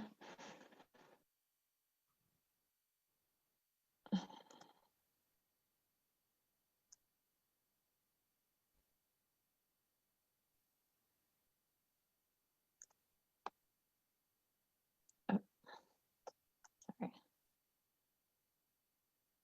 Okay, did everyone see that? Great, thank you. Okay, so today I'm going to go through probably about 10 or so slides that outline not only our preliminary enrollment numbers that we provided to the Department of Education based on our October 1 enrollment, but I'm also going to give you a little bit of an update about the learning model choice change that we spoke about last week with some more finalized numbers based on choices that were submitted by the deadline on November 6th. What I do want to just reiterate is that these are preliminary numbers still. We do have to go through what's called a duplication process with the state to make sure we're not reporting kids, that other districts are reporting. So numbers might change slightly maybe from the like 1 to 5 range in total. But again, preliminary numbers. And also, if you looked at my presentation around 2 o'clock today when I sent it to you, I did make some really small updates, not to numbers or anything, just to language. So there's an updated presentation in your folder as well for school committee members. So again, the objectives of my presentation this evening is to outline the preliminary enrollment. I'm also going to show you some comparisons between the October enrollment that we provided to DESE last October, so 2019, as well as compared to the forecast that we received from Cropper and McGibbon. That's the consultant that we worked with on the demographic study all of last year, who provided us 10-year forecasts for the entire district and for each school. I'll show you what our current numbers look like compared to what they projected our numbers to look like for this year. We'll talk a little bit about potential reasons for the enrollment decrease that we're seeing, specifically in the earlier grade levels. And then, like I said, I'll review some more details around enrollment after the learning model switch. So where the the RLA numbers at the K-8 level are in comparison with our hybrid, what I'm calling homeschools. And then I want to talk a little bit about next steps, which includes enrollment projections for the upcoming year, or the next 3 to 10 years is what we normally project. So here's our preliminary enrollment by grade level. The total is down there at the very bottom, so that's 6,890. Again, this is based on active students who were enrolled on October 1. We also have 67 out of district students. So if we added those students to our enrollment numbers, that would be closer to the 7,000 range at 6,957. You can see we have a lower pre-K enrollment of 154. We're normally around the 250 range. That enrollment number was based on some decisions about programming towards the summer or the end of the school year last year, and as well as some guidance from those early ed departments. And then what I have for you in the last 2 bullet points are just the enrollment by grade span. So you see at the K-8 level, we're 4698, and then at the high school level, which I'm including students who are over grade 12 that are still enrolled with us. So that's what the SP stands for, 2,038 students. Again, preliminary, these will change very, very slightly in the next week or so after we run our duplicates and recertify, but you can expect us to be right around this 6,890 range. So here's what our enrollment looks like from this past October 1 to last year in 2019. I have this again by grade span, and then that final column there shows you the difference at the grade level, and then again in total. So last year on October 1st, we had an enrollment of 7,777 students. This year we're thinking we're more at the 6,890 mark, which is a decrease of 887 students from pre-K through that over grade 12 population. The largest decrease you'll see is in the kindergarten grade 1 and 2. You'll see some in grade 4 and 5 too as well there. But again, that difference by grade span, 6 to 8 is less 744 students, and at the high school level, less 45 students compared to last year's October 1 reporting. So this slide is going to show you the difference between our October 1 reporting for 2020 and then the forecast that we received last year from Cropper and McGibbon in February. So again, these are the Cropper and McGibbon numbers that they forecasted for us for the 2021 school year, a decrease in total of 996 students. Again, you see that largest decrease between their forecasts and our reality in the lower grade levels, K to 2. And then the differences by grade span, 788 students K-8, and then less 110 students at the high school. And I've linked the Cropper and McGibbon report there. So if you're watching and you are finding the presentation on the website, you can see where the forecast report from last year is on our website. So here are some potential reasons after talking through with other districts, with the state, with our own Office of Registration and Enrollment, why we're seeing some enrollment decline. All of these we've talked about here before as well, or in subcommittees. So I'll just go through them quickly. Kindergarten families have held students back for an additional pre-K year. We've also heard anecdotally that some families of kindergarten students are going to more private kindergarten placements. For example, maybe preschools that for some reason this year are opening a kindergarten section. 366 students withdrew to go to private schools, and over 600 students withdrew to moves outside of Brookline. So that's movements either in Massachusetts, or in the United States, or outside of Massachusetts and the United States. And you can see that 50% number there. So 300 of the 600 students that were withdrawing actually moved out of Massachusetts and out of the United States. The next bullet point there, 275 students, a decrease in 275 students identified students that are ELs that recently arrived in the United States. So these are students that recently came to the US, and we're seeing a decrease in their enrollment. And then international students that were scheduled to leave due to an expiration of their visa were not replaced by new families, or not replaced with new families. So we do have a pretty high churn rate every year, somewhere around 8 and 9%. And we're not seeing those families being replaced by other families who are coming in with new visas. And then finally, you can see a 300% increase in our homeschool applications. So as of the day that I created this slide, 50 students, as of October 1, 50 students have submitted homeschool applications and been approved, compared to 17 total homeschool students that we had in the 2019-20 school year. So before I move on to the learning model change, what I want to say too is that I did speak a little bit with Dr. McGibbon. You might remember him. He came to present their forecasts to us last February, just to see what he's been seeing across the country and districts that he has been working with. Remember, they do work with some districts in Massachusetts, but again, they are all over the country and have 30+ years experience in this type of work. And he's saying that most districts are actually seeing somewhere closer to 3 to 7% below their forecasted numbers, and we're closer to 13% below our forecasted numbers, so much higher than the other districts that they have been working with.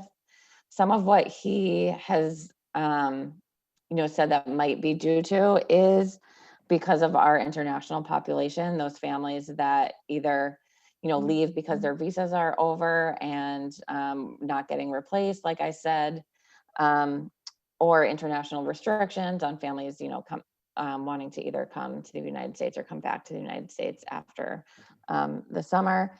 And then the other thing he mentioned was, we are a pretty dense population. We live right next to a city.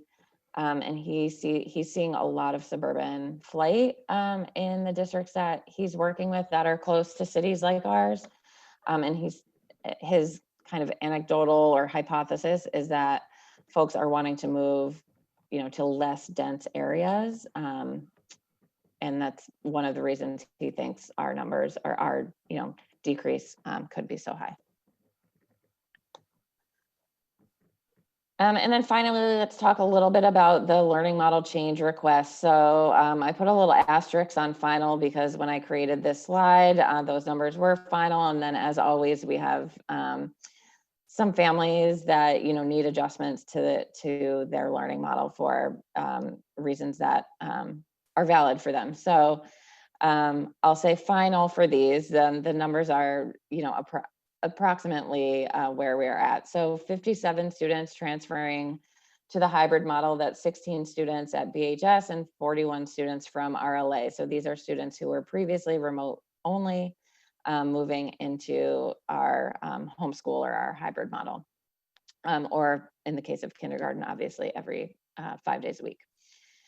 And then 273 students moving to remote. So students who were previously in our hybrid model, moving to completely remote at the high school, around 147 students, and at RLA, an increase of around 126 students.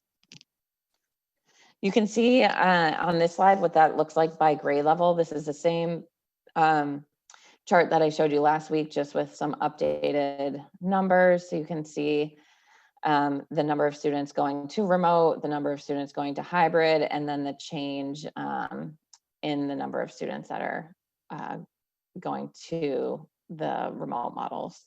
So obviously less students moving back from remote to the hybrid, more students moving into the remote model, which leads me to the next slide around the Remote Learning Academy. Again, these numbers will be slightly different once everything is finalized, but you can see in the first column there is the current RLA enrollment by grade level, the number of students who are transferring to the RLA, the number who are transferring out as we continue to move over the new RLA enrollment. So that's total enrollment by grade level, or at the K-8 level at 684.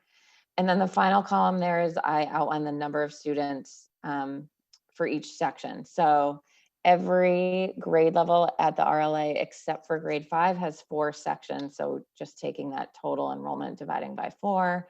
At the grade 5 level, it's taking that total enrollment and dividing it by 3. So you can see some of those numbers, especially at the grade 7, are up to around 23 students. Again, this will change very, very slightly before Monday, but we've talked about it before, the hybrid sections at the homeschool. I talked to Megan today. She thinks the average across the district is somewhere between 7 to 9 students in those hybrid classrooms. So that's, you know, 7 to 9 students Monday and Tuesday, 7 to 9 students Thursday and Friday. We do have some sections that are closer to 13 or so because we've consolidated some sections at some school, but you can see the difference there. And then finally, sorry, I know I'm going through this fast, but I want to talk a little bit about enrollment projections because this is the time of year when we normally start thinking about this after our October 1 numbers are submitted to the state. So I have been meeting with other district data directors to see how they're treating this year's enrollment. Everybody is having an outlier year, obviously, like I said, with most districts in the 3 to 7% range decrease. Ours is more like 12%. When I talked to Dr. McGibbon, he actually recommended we completely skip projecting this year because our numbers are so different from previous years. Another idea that I had was potentially just pausing. I know that we use projections for budget purposes, but we might have a better sense of what kindergarten enrollment will look like after kindergarten registration. So that process is beginning very soon. And our Office of Registration and Enrollment believes we'll have a pretty good sense of where kindergarten is headed in February. So right now, this year, we have 488, I believe, kindergarten students enrolled. And you all know we're normally at the 600 range for kindergarten. And that's a big deal when we think about projecting into the future because we use those kindergarten averages to run our projections over time. One of the other ideas I had for pausing was kind of if or until, or maybe if we have a better understanding of the virus. So what our infection rates look like with students in school. If they continue to stay low like ours have, maybe more families are going to come back to in-person school.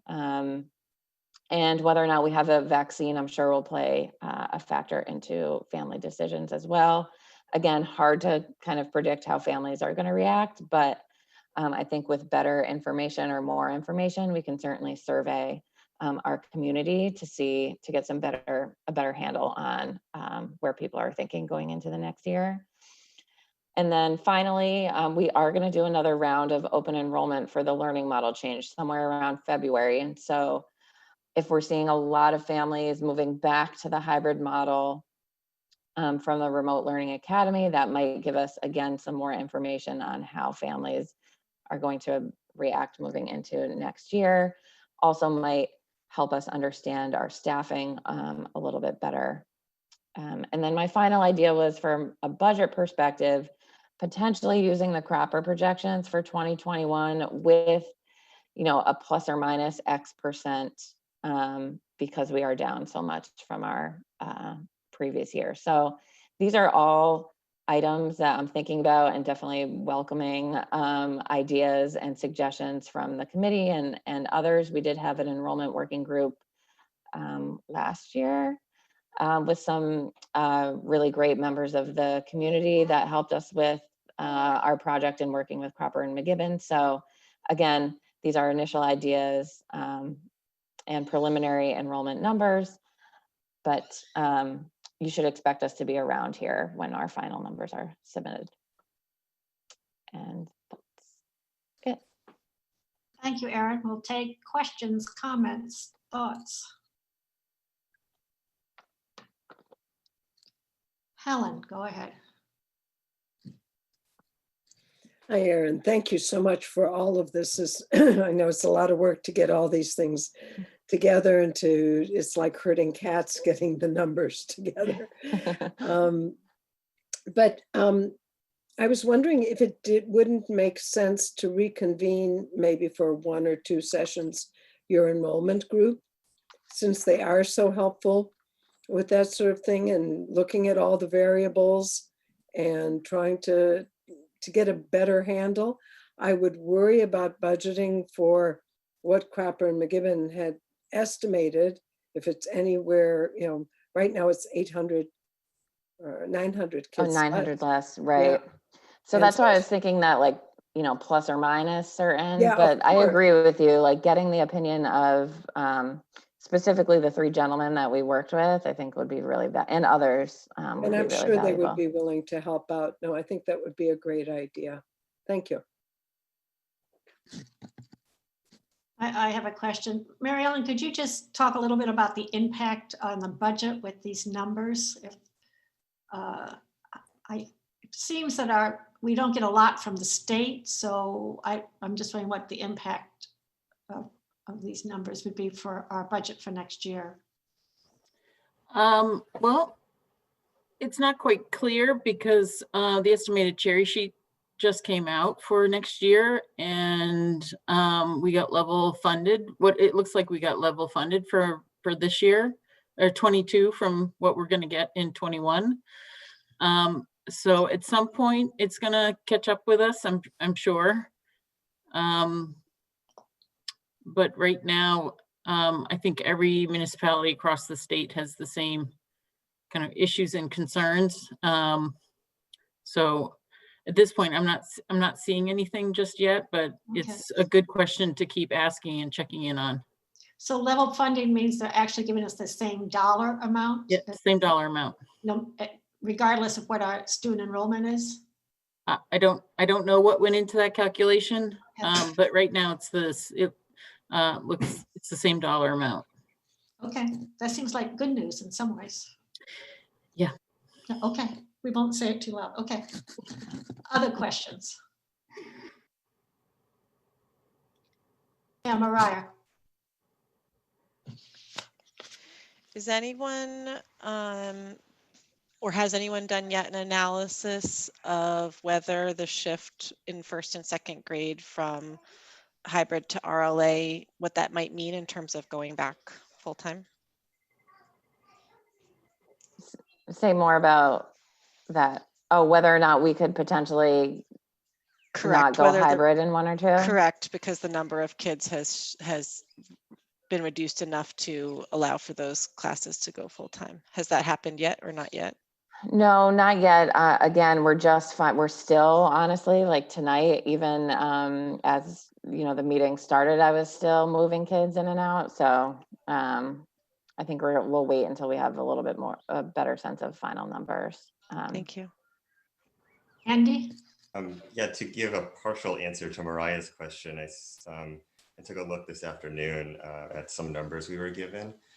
So in first grade, it seems that after people do the switch in November, we'll have 409 kids who are going in person. And the physical capacity of the first grade rooms under 6-foot distancing, sort of according to the principal's estimate that they did a couple of months ago, is 307. And in second grade, we have 424 second graders who are in person, and the physical capacity of their rooms is 321. So this is, again, the principal's estimate sort of in the abstract under 6-foot distancing. So that's sort of where we are. Great, thanks, Andy. Yeah, you should have all received that same document from Megan with the hybrid numbers by grade level and by schools. That's the document you're referencing, right, Andy? Great.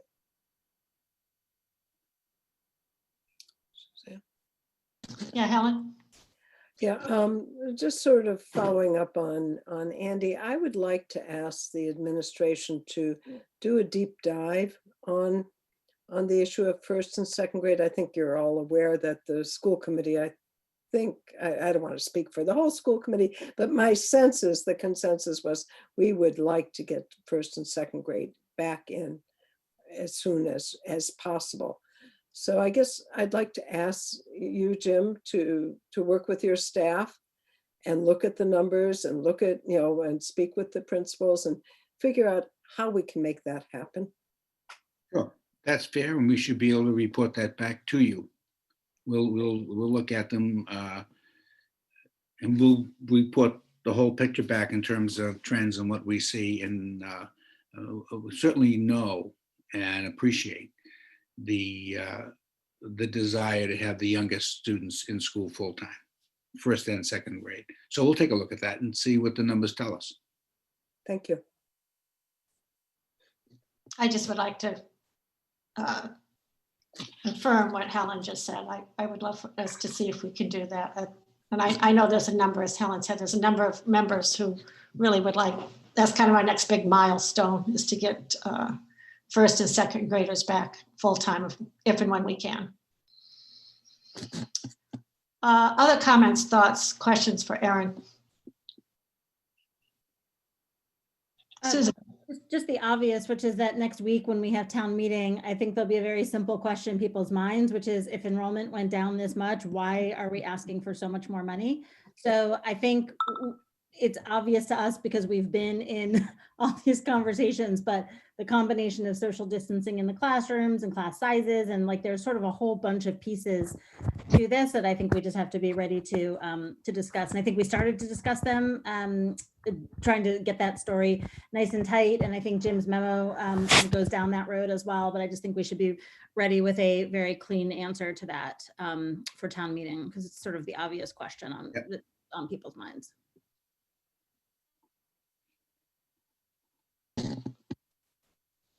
Okay, anybody else? Okay, seeing none. Erin, thank you so much. Feel free to hang around or. Sure, thank you. You may leave. Thank you.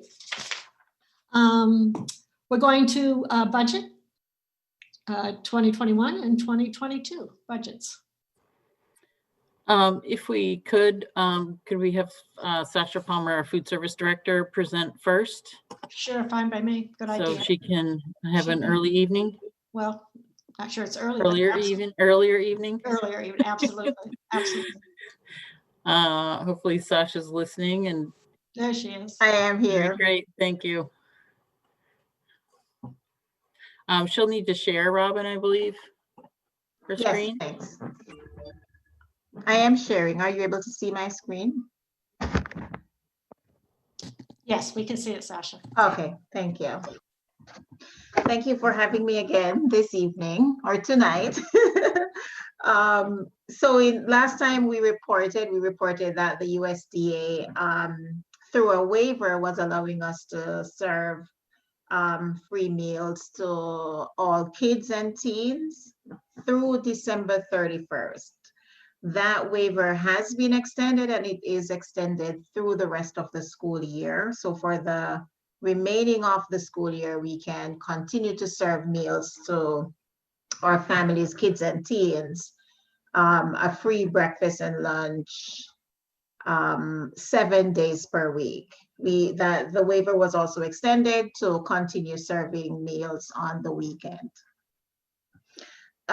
In order to maximize and to benefit from this waiver, we continue to ask families and students to continue to support by participating in meals, whether they are learning remotely or learning on site. Sorry, I should be moving my screen.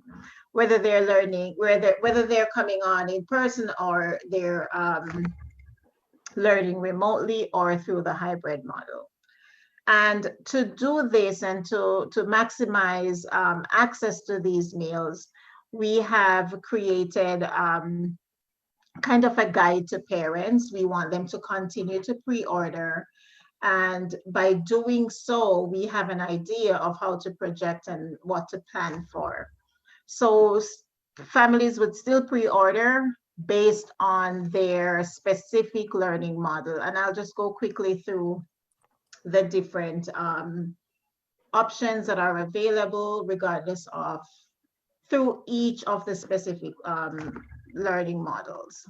So the families or kids who are learning remotely in the Remote Learning Academy can still participate and pick up 7 days worth of meal through one of our standalone sites, school sites, or through our mobile site on Mondays, Wednesdays, and Fridays. There's no pre-ordering for this model because we have to provide meals that are able to hold up through throughout the 7 days. They're mostly frozen meals. For those kids, the kindergartners and BEEP kids who are coming on site, and all of the kids learning 5 days per week, they can participate by picking up their 5-day Monday to Friday meals, pre-order, have it sent to their classrooms where they would have their meals in their classroom. For those weekend meals, though, they can also pick up those meals on a Friday on their way out of school. So kids learning on site would pre-order their Monday to Friday meal and would receive 2 sets of meals for the weekend, Saturday and Sunday. For cohort A, which seems to be where most of the questions is, how do we access meals if we are, our kids are in the different cohorts? So for those kids, we ask that they pre-order their meals, and this will need to be done a week in advance. They'll pre-order their Monday and Tuesday meals to be received or picked up in their classroom, while their Wednesday, Thursdays, Fridays, Saturdays, and Sunday meal, or their meals for days when they're learning remotely, they would still pre-order those Wednesday, Thursdays, and Fridays meal and pick up those on their way out on Tuesdays before they leave. The Saturday and Sunday meal is also a frozen meal, and we do that just to make sure that those meals are able to hold up. For cohort at the high school, there's a different pickup location. They have 3 different areas to pick up their meals in the high school. One, the BHS cafeteria, the BHS atrium, and for Old Lincoln, they pick up their meals in the cafeteria. And it's kind of the same as the elementary school, where They pre-order their meals Monday, Tuesday. They pick those up while they're in school. They also pre-order their Wednesday, Thursday, and Friday meals and pick up a weekend meal on their way out on a Tuesday. For cohort B, which is a little, it's on the flip side of cohort A, they're learning Thursday to Friday. So those Thursday, Friday meals will be picked up to be eaten in their classroom. So they'll pre-order those and pick it and choose their classroom as their pickup location. To access meals, these meals would be meals for the following week. Their Saturday, Sunday meals would be frozen meals. Their Monday, Tuesday, and Wednesday's meal would be meals from the menu for the following week. So the next week, they would do Thursday, Friday meals of the existing week or the week we're in, and the following week, Monday, Tuesday, and Wednesday's menu items. I hope I'm getting that clear to everyone. And it's the same with the BHS, the BHS and Old Lincoln high schoolers. We are still continuing the remote meal pickup, as these are very accessible to families in the BHA properties. We're still continuing to do our 3-school site, the Pear School, the BHS property, Brookline, the high school, and the Baker School.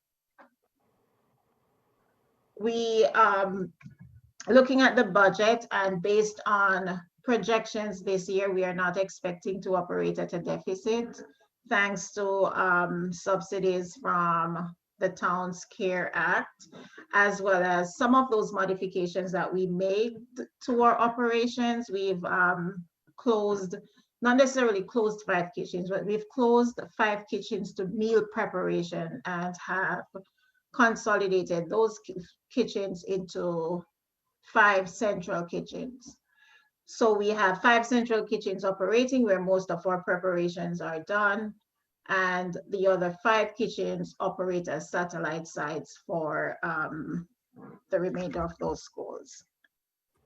We also had a reduction in the number of staff, mostly managers, and some of those managers retired, while one staff resigned due to personal reasons, and a couple of our staff went to take other positions in the district, such as paraprofessionals.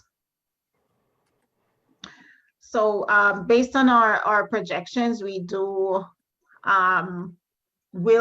is projecting that once participation continues the way they are, we are hoping to, or we're expecting a sizable federal reimbursement, which is the goal of any universally free program. We expect to, once this trend continues that we are seeing with participation, that we'll be able to maximize or continue to receive a lot of our budget from federal reimbursement.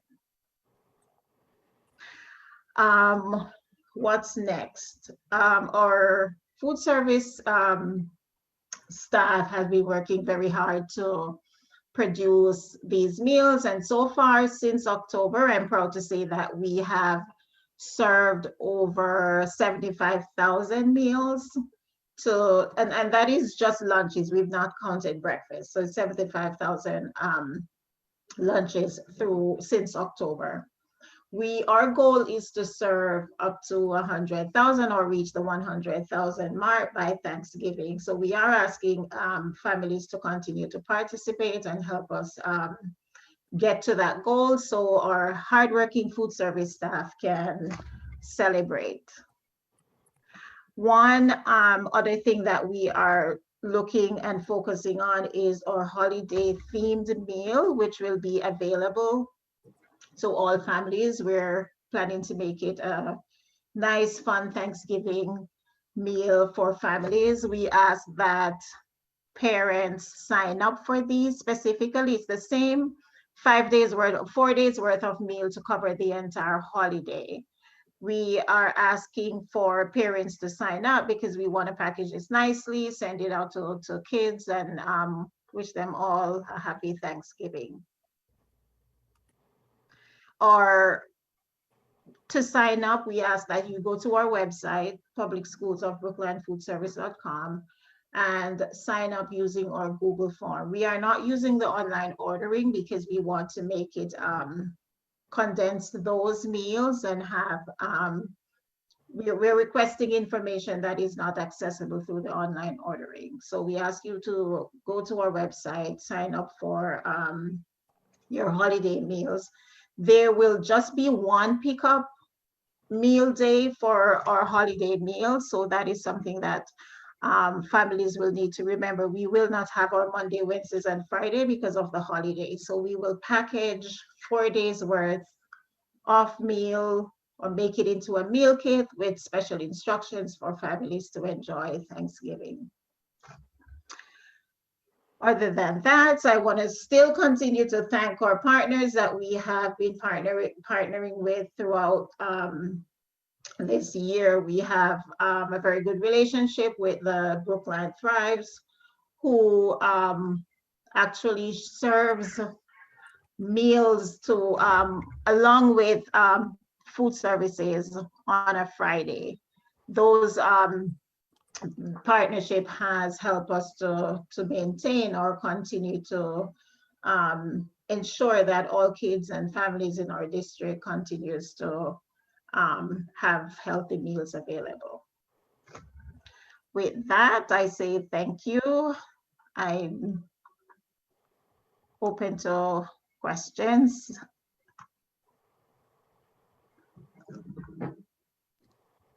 Yeah, Mariah. Thanks. Thank you, Sasha. I know it's so much work to do this. And as I said the other day, it's really, we had a similar, not quite identical presentation at, was it finance yesterday morning? Yep. And today? This morning. Oh, was time doesn't mean anything anymore, right? But I actually had one question that I thought of since this morning, which was, what happens if a kid goes to school and doesn't have lunch and hasn't ordered? Like, are there extra meals for kids who don't have food? I couldn't really figure that out from the presentations. Yes, there are. We always, our staff has and present to each classroom reserved meals. So it's actually items from the menu. We do send a sample or an item from one of each item from the menu to the students' class to offer for those who did not pre-order or had problems ordering. We do encourage that families pre-order so we can capture things like allergens and so on. That's great. I was just thinking, especially this year where people have so much going on and might have even more constrained, circumstances, that like online ordering is hard for busy families in a normal, a normal year, and this year is so much harder. So I'm glad to hear that. Thank you. Thank you. And we have been making it as accessible as possible to families. You can order for an entire week and not having to go back and order daily. So Sasha, thank you so much. I'm just curious, kind of on the operations side, do you actually cook hot meals and then you put them in containers and then you freeze them? Is that how it works? Yes, we do. Some of our meals are freshly made. We have one central kitchen that does those meals. We have a chef at the high school that does most of the cooking and cooking of fresh items and freezing them for service. Wow, that's impressive. That's impressive. Other comments? Susan? I just want to say a quick thank you. We have been trying to get the food services operation on a straight path for a little while, and you've kind of come into this crazy time. And I was saying earlier today that your job is, it's operations, it's finance, it's nutrition, it's government rules, it's management, labor relations, it's COVID and public health. Like, you just have everything going on in your shop. So thank you so much. We're so grateful for your expertise and your skill. And obviously there are kinks, but they're getting worked out. And so just again, thank you so much, Sasha. We're lucky to have you. Thank you. Thank you. Jennifer. think I'm just adding on to the chorus of thank yous. This is seems to be going really well. People are able to access and order. I guess to follow in Helen's words, where I'm not seeing tons of emails with problems, so this means this is going really well. So, and I've gotten some feedback that it is in fact going well. People are able to navigate the system, and I really appreciate that families are able to order a week at a time, so they're not having to go back and do it every time that they need to do it. And I'm pretty sure I've already double checked this, but there's a list of the pickup locations. I'm especially thinking, I'm sorry, that was an incomplete thought. There is a list on our website of pickup locations, particularly for those students who are in the Remote Learning Academy and aren't picking up at a school site. That's listed on our website, correct? I think I've checked this. Yes, it is. Great, because I was trying to write them all down through the presentation again, just to refresh myself, and I couldn't get it, and I was pretty sure it was already posted. So thank you, Sasha. Okay, thank you. Okay. Thank you so much, Sasha. You are welcome to stay, but you are also welcome to call it a night. Thank you so much. Take care. Bye. Mary Ellen, we're going to go to perhaps the budget calendar for 22. Your choice, where you're going. Yep.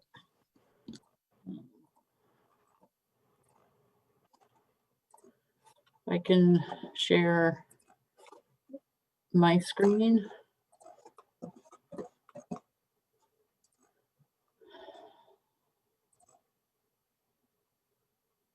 Okay. You all see my screen? All right, great. Okay, so we're working on a draft budget calendar. It will probably be in a perpetual state of change as we proceed this year, like most years, but trying to highlight sort of the big kind of target points of time or deadlines for the committee. And let's see.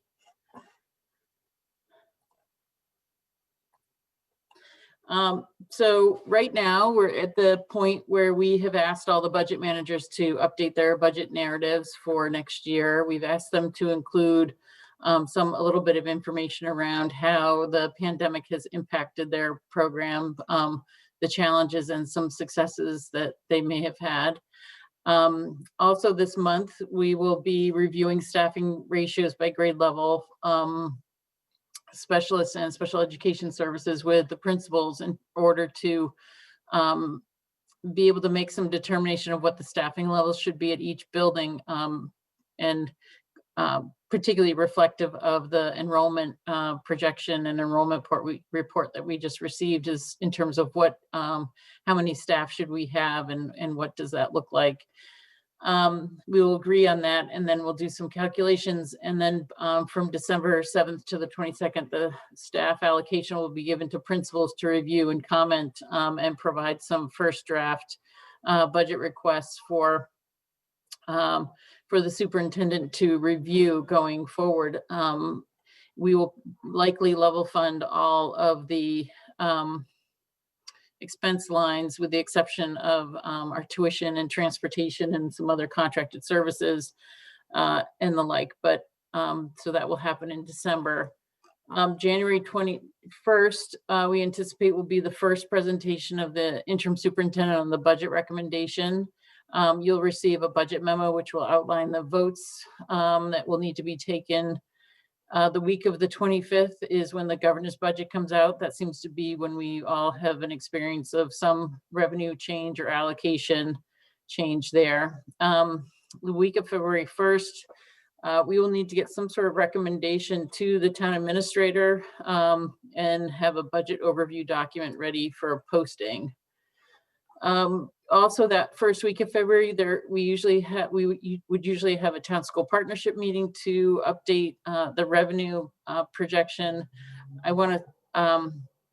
We usually receive a preliminary. I usually receive a preliminary revenue projection in the middle of December that the superintendent and I share, and we work from in terms of developing his presentation. The week of the February 8th, advisory committee we will be meeting, town administrator will be meeting with advisory in terms of the capital improvement plan process and the operating budget. We are required by statute, the school committee is required by statute to have a public hearing on their budget. The town has a bylaw that the town administrator must present a balanced budget or present a financial plan on February 15th. And so typically, or what we've had done in the past is have the school committee vote the request to town meeting as part of that financial plan. From February 16th to May 1 this year, we'll probably be doing school committee deliberations to set the final budget allocations based on the revenue that's available. And similar to what we did last spring, beginning March 1st, to sort of flip back, is we will post some positions in anticipation of funding where we know we will have vacancies due to retirements, and generate letters of assurance for our paraprofessionals and some of our other employees. We will need to notify people who are in positions that are sort of unfunded for the next year or are in one-year positions, which we have many this year, about the status of their position. We will queue up and prepare for furniture and supply orders for the next year so that we can have purchase orders dated and issued July 1st. And then town meeting is the week of May 24th, where the budget appropriation will occur. So that's our sort of calendar at the moment. There are probably a lot of meetings that don't show up on this calendar that will happen. There'll be finance subcommittee meetings, capital subcommittee meetings, and budget manager meetings. Superintendent will have meetings. School committee may want certain departments to come and present information or updates. I know that Ben Lummis, we did that last year in terms of educating the committee on different departments and what our roles and responsibilities were. And those are not represented here. We do need to vote fees annually and review fees annually. So we will need to work that in probably March timeframe once we have a better idea of what our revenue allocation is. And those fees typically BEEP, athletics would get reviewed, BEEP, and materials fee are the three large fees that would be reviewed. So if there are any questions, concerns? I don't see everybody, so you can just jump in if you have a question. Yeah, I would just say one quick thing, which is that the bylaw is February 15th or whenever the governor submits it 7 days later, his budget 7 days later, whichever is later. So normally he always submits it in January. So whichever is later is February 15th, but on the off chance that we're in a weird situation, we do have a little more time if the governor submits a budget late. So that's one. And the second thing is that I just want to underscore something that Mary Ellen said about how, you know, these are directional guidelines in a good year. I mentioned earlier today that in 13 years of being on the school committee, we have never once hit the dates on whatever we publish. So I really do appreciate this format, which is sort of the big decisions, the big chunks of time. And I also appreciate the notion of what we will and won't know by February 15th, because obviously that's just so early. The last thing I'll say is that when we've done this in prior years, there's been a fair amount of discussion about what exactly it is that we vote and what exactly is it that we it's 8:30 and what is it that we give to the superintendent and the staff to administer.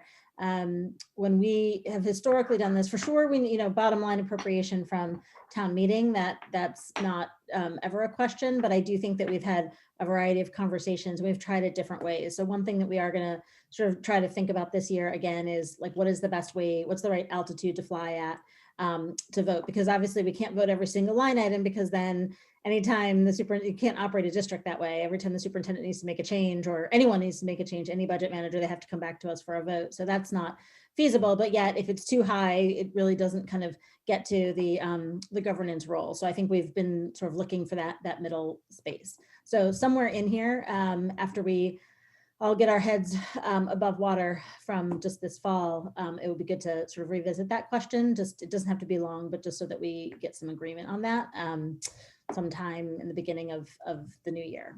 So, but other than that, thank you, Mary Ellen. Others might have other thoughts on this as well.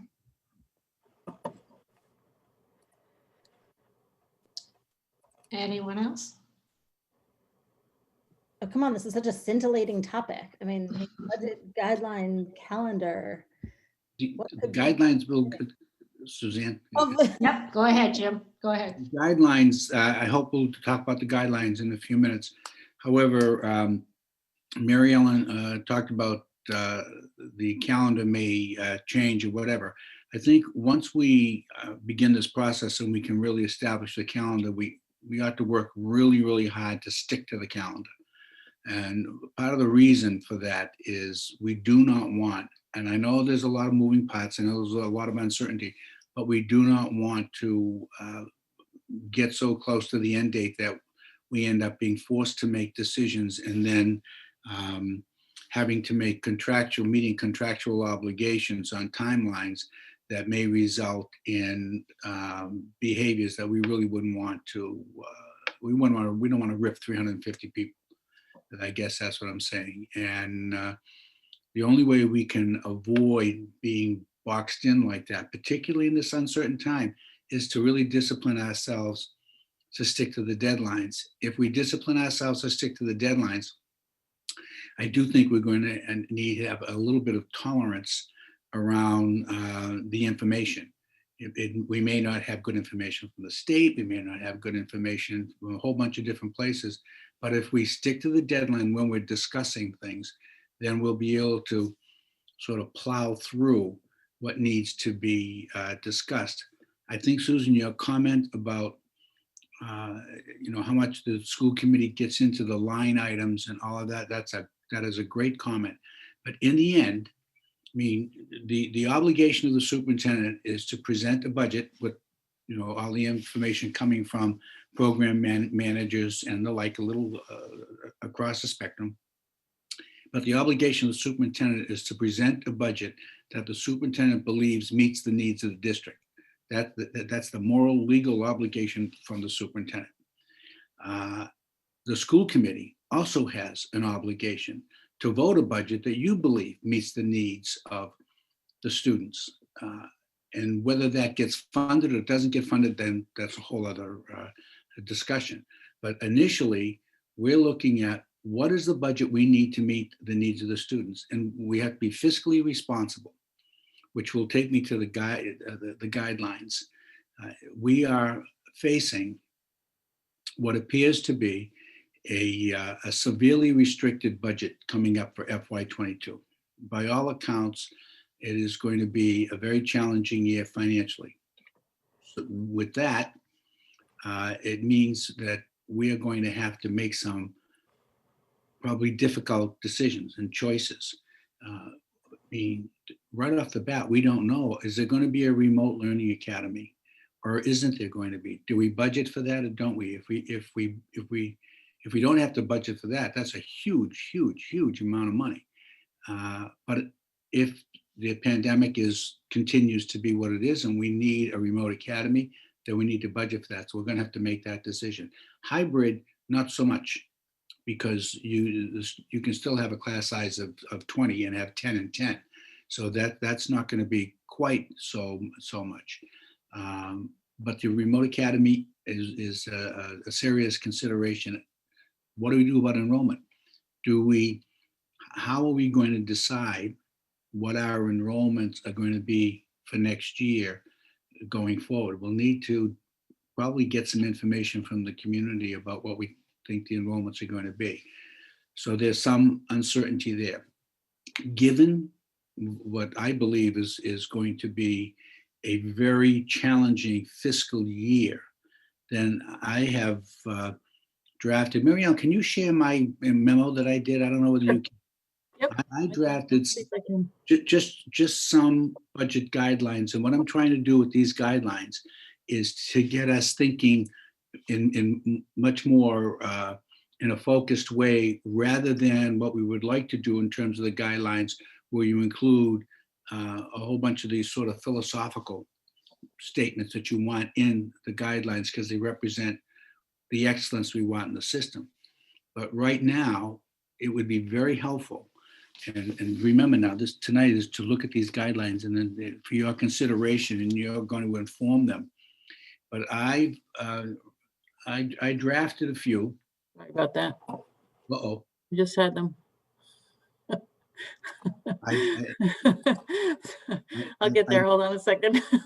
I drafted a few to give you just a flavor of how I am thinking, and you may want to inform the way I'm thinking, because I'm going to say it again.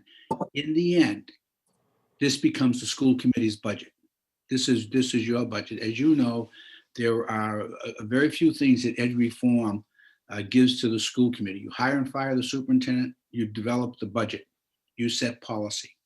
And the budget is, when you vote it and present it to the town for approval, it has to represent what you as a school committee believe needs to happen.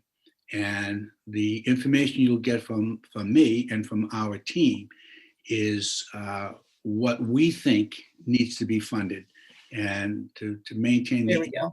of the school system, and given the very difficult decisions that we're going to have to make. So I'm just going to read through them a little bit. The vision and mission statement we will put there. There are goals that have been in the district, and we don't want to lose sight of those. So we will put those in. However, I would expect that we have to meet all contractual obligations across all the bargaining units, and as well as non-aligned, the personnel contracts. We have to meet those. State and federal mandates, we have to meet those. Contracted services, transportation, technology. We have leases, we have licensing, the licenses we have to put in. We have to support our special education. That's contracted services, out of district tuition, transportation. There are a number of areas there that are required, and some of that's unknown and it'll grow, but we have to actually meet those. And I think if we will present this information to you, but just to meet the contractual obligations is going to require a certain percentage increase over this year's budget. Inflation, whatever is driving the increase, that will be reflected. And to the extent that there's an increase in those required contractual obligations, those funds, assuming it's level funded, those funds will have to be found somewhere else in the budget, hence the reductions. We had to adhere to class size guidelines. Now this is important in terms of having the school environment, the classroom environment, the learning environment that we so value here. A lot of that is tied to class size guidelines, and we'll look at the class size historically to see what the guidelines ought to be, so we stay within that range. We need to support efforts regarding staff diversity, equity, and inclusion. That has to be supported, and we have to be articulate about that and specific about that. We want to maintain the breadth of programs to make sure we don't eliminate any programs that are important to the district. Fine and performing arts, physical education, world language, those kinds of programs.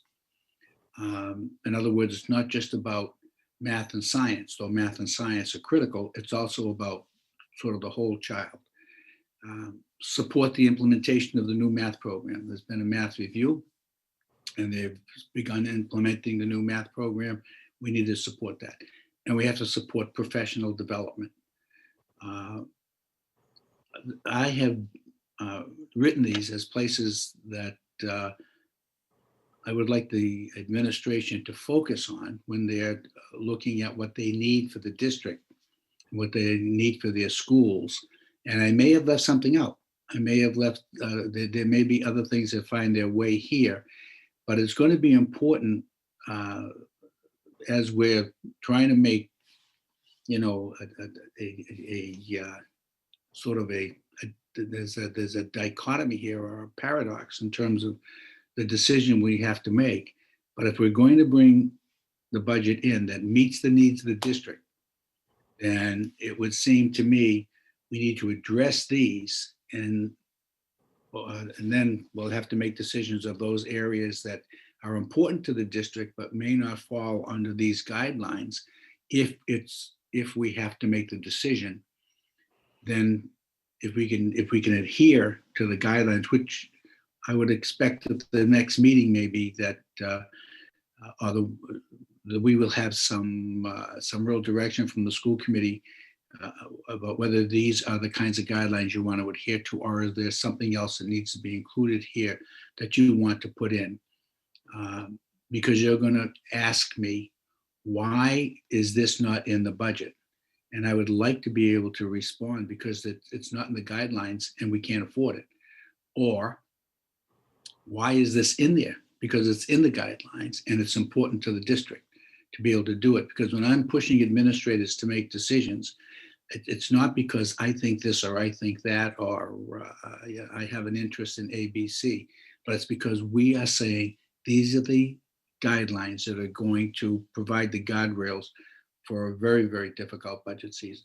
So I hope that's clear, and I hope we can have a little bit of a discussion about where'd you get these and why why this and why not something else, so that we can have a little bit of an iterative process to come down to what the school committee says. Yeah, those are the guidelines that are important to us. Okay, that's and I think you have it in writing. So Marianne, you can probably take it off the screen so we can see each other and see what you think about those. Yeah, so do you have some time now to do that? Do you want us to do it now, or did you want us to do it next meeting? Well, I mean, you certainly can reflect on this. I don't know whether anybody had an immediate reaction, which would be fine.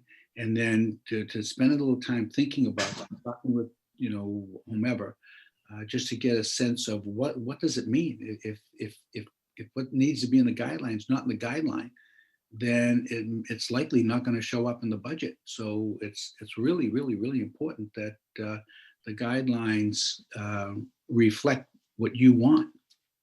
So why don't we take 20 minutes now and just do a quick reaction, and then we'll spend more time on it probably next meeting. Yep. So Jennifer, go ahead. I definitely would like more time to to sit with it and reflect and look at our previous document.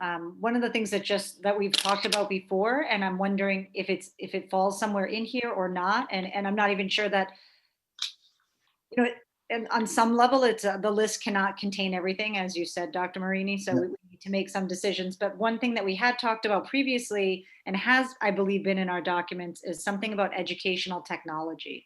There was an ed tech piece in it, and I just don't know in the current environment of what education looks like right now, whether or not we need to have a piece in here, or whether it falls within one of the existing categories. Mm-hmm. And whether or not, you know, we feel it needs to be on here. But that was my first reaction to it, that was the only thing I was thinking about. I see a lot of really great stuff on here about class size, and I would need, you know, it would be great to hear from other people and also have time to reflect and come back and talk about it again. Yep. Yeah, Mariah? I agree with Jen about needing more time to reflect. I would like a clarification, which is, are the bullets listed in priority order, or are they not listed in priority order? Oh, you know, Mariah, you are so insightful. I meant to rearrange the priority order.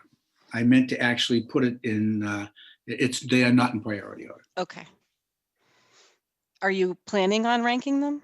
Well, I was going to, because I think it's a reflection of what's really important to us. For example, class size. I was going to kick class size way up. I was going to kick up professional development because I think that refers to the teaching environment, and that's the blood and guts of the system kind of thing. I mean, obviously you have to meet contractual obligations, obviously you have to do the other stuff, but to say that we want to maintain class size and we want to keep our teachers growing and learning and feeling good about their work, I was going to put those first, yeah. Okay. My first reaction, Jim, was, and I know that it can't contain everything, but just the social emotional needs of our students, especially after the trauma of the pandemic. So I don't know exactly what that would look like, and maybe it won't make the list, but it's one that I'd like to have considered. It just seems really important in this time. And then the other thing is not about your priorities, but just kind of piggybacking on what Susan said about how we struggled last year a little bit with, like, do we do line items or do we do the big picture and the big chunks? The other thing we struggled with a little bit was how much is the budget comes from central office and how much of it goes down and is developed at the school level. And over the years, as Mary Ellen can tell you, we've kind of struggled with this. Most of the past is done at the district level, including staffing. And some of us would like to see a little more of that done at the local level, school level. So that's not a priority, it's just a process thing. But It's a process thing. It's a processing that I resonate with completely. And I would expect that the principals will weigh in heavily on the budget. And I would expect that the program coordinators will weigh in on it as well. And by extension, they may share it. They may work with some teachers, I don't really know. But in terms of the administrators weighing in, I would be, it would not be my preference to have central office develop the budget and then give it to everybody and say, this is the budget for next year. I think there's a chicken or the egg thing in terms of providing the sort of the parameters around the budget, but then giving the information to the principals and letting the principals sort of develop their own. See, they don't have a whole heck of a lot of money to play with there, but they're really dealing with the staff, the program, class size, how they want to assign their teachers where they think it makes the greatest amount of sense. Principals are central to running the district. They need to have a lot to say about what happens to it, and they have to have ownership of the budget. But with that said, I think it's going to be exceedingly stressful for the principals as we go through it. But yes, it should be, the budget should be coming from program directors and principals. They should be informing it big time. Other comments, or do we want to just wait till next week? Yeah, Barbara. When I look at this, I think that all of the things you have there are very important. But I think there's so many other important things that can easily be forgotten and therefore cut out of the budget. And I'm thinking about things like the China exchange programs, the China exchange program, and the various trips that kids take that have to be supported too. I mean, some of that is paid for by their parents, but other things. And then I think about where we are today in the world and all the talk we hear about project-based learning, which tends to lead toward science in particular, and sometimes combined with arts. And I then begin to think about, well, how do we make sure that we have a good, strong program in the humanities? And while that isn't strictly a budget project, it is when you think about hiring teachers. Yeah. You have to have teachers who can provide that at all levels to our students. And I think about, how do you have students begin to think about political issues? How has our country developed over time that we are where we are today, for heaven's sakes? But I want us also, when we're thinking about budget, to be thinking about the fact that we have a wide range of subjects that we need to cultivate. And the whole area of curriculum is important, because when you are talking about budget, you are talking about teaching staff. And you have to have the teaching staff who will support all of these things. So for me, it's a very broad question about how does budget affect all of these things, and how can we get a budget that will make us, will make sure that all of these things are still included, all of these things that we value, and we may not all value the same thing. But I do hope that we can keep a broad range of curriculum that will not just lead in one direction or the other, but will provide opportunities for students in many areas. Okay. I'll have to think about how to get that in there, but yeah, very good. Very good. Thank you.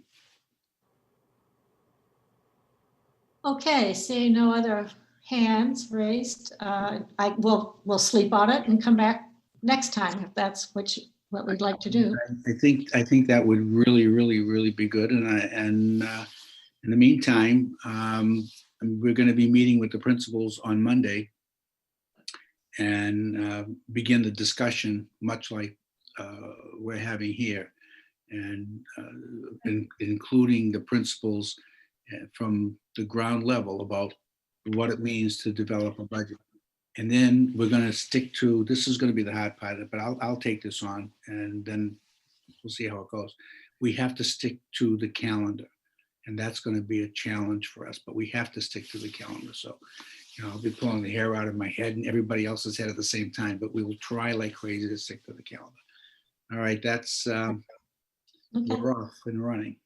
Thank you, Jim. Thank you for beginning this conversation. We're going to move to subcommittees and liaison reports and curriculum. Jennifer? We met last on Tuesday, October 20th. We had an update on the hybrid model that has been recorded and is available through BIG. And we will be meeting Tuesday, November 17th from 4 to 6. That's this coming Tuesday. We will be having, and I'm sorry, I pulled it up here so I can be accurate.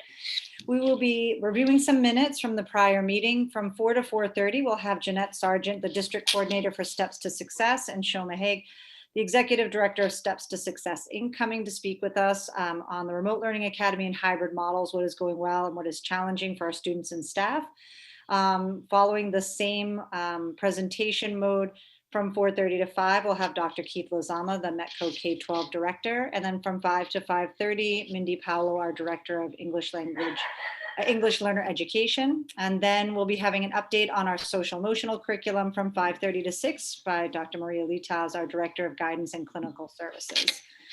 And I think that is any update I would give you on the hybrid model from several weeks ago will now be different, and we will need a new update. But we did get lots of really valuable and useful information. And I thank all of the staff who, during a very busy time of year, for 2 weeks in a row, actually, we met the following Tuesday before then, came and met with us during an extremely busy time to give us some really valuable information. We had the high school update and a remote learning academy update the week before that.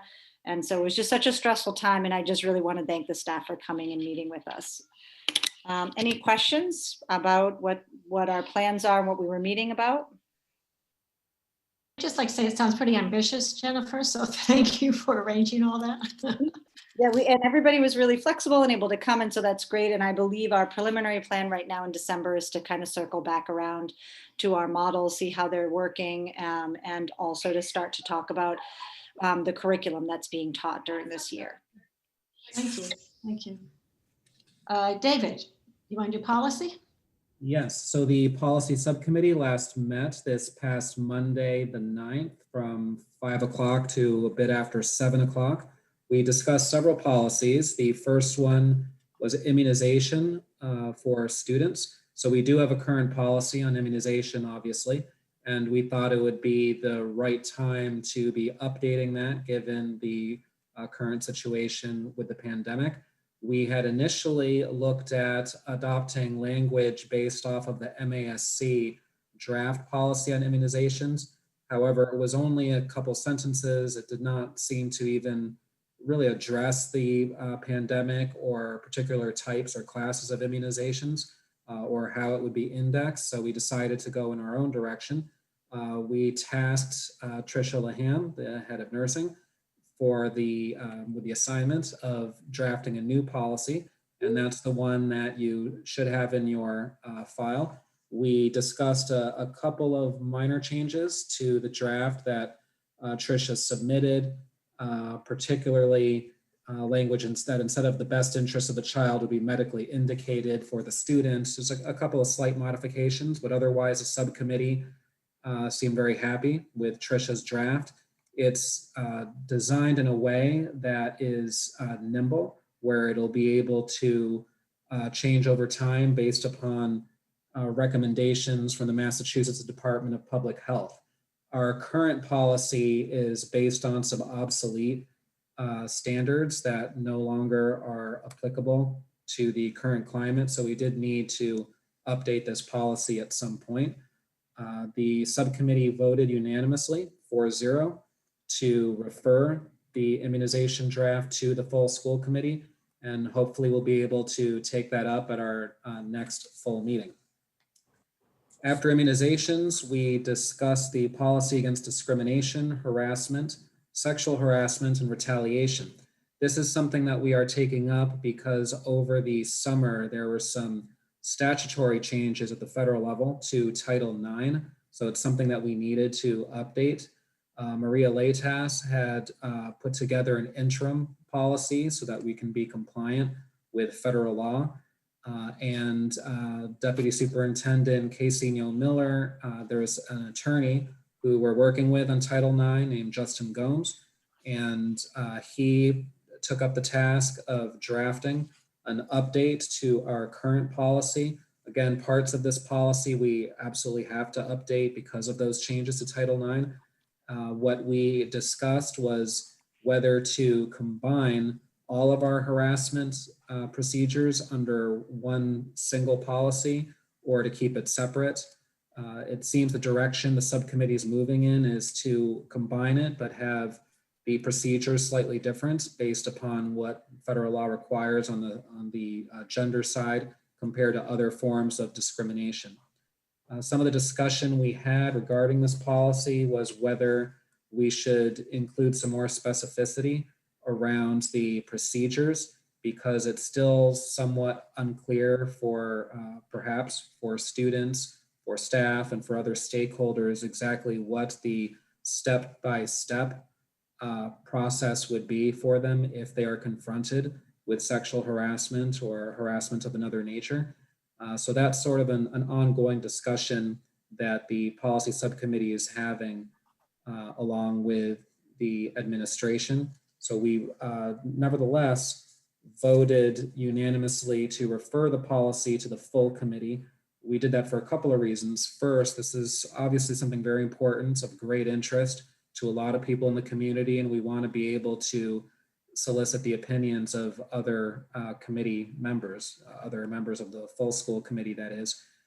Also, it was explained to us by the administration as well as by the drafter, Attorney Gomes, that generally school committees stay away from being too specific in their policies about procedures. The procedures would generally be promulgated at a subsequent time period, although fairly close to passage of the policy. And those procedures would then be in concert, of course, with the overall policy, but that it's really more the responsibility of the superintendent and the deputy superintendents to devise those procedures. However, again, I'll reiterate, there's a little bit of tension there with also making sure that the community understands how to proceed on a practical level. We had a lot of community feedback in the chat and also by email during the policy subcommittee expressing similar concerns. Some asked about whether we could have a flow chart, whether there could be a step-by-step guide. Others expressed concern about whether there could be more specificity about how we guard against retaliation in particular. So in addition to the policy against discrimination, harassment, sexual harassment, we also discussed a brand new yearbook policy that ended up generating a lot of discussion and a little more debate than I anticipated. There was tremendous interest in this subject from members of the community. We had the CPAC co-chairs, Linda Monak and Faith Danowitz were present, and they both spoke in favor of adopting a policy for yearbooks that would offer inclusion for every student. A copy of that policy draft is available to all of you and also posted on the school committee website. The reason it was not moved for referral on Monday was simply because it was the first time we were discussing it. And as a general practice, I am not comfortable with moving something to the full school committee before we've had a second reading or at least a second discussion at the subcommittee level. Also, I wanted to provide an opportunity for members of the public to provide some suggestions and proposed edits to the draft that we had discussed.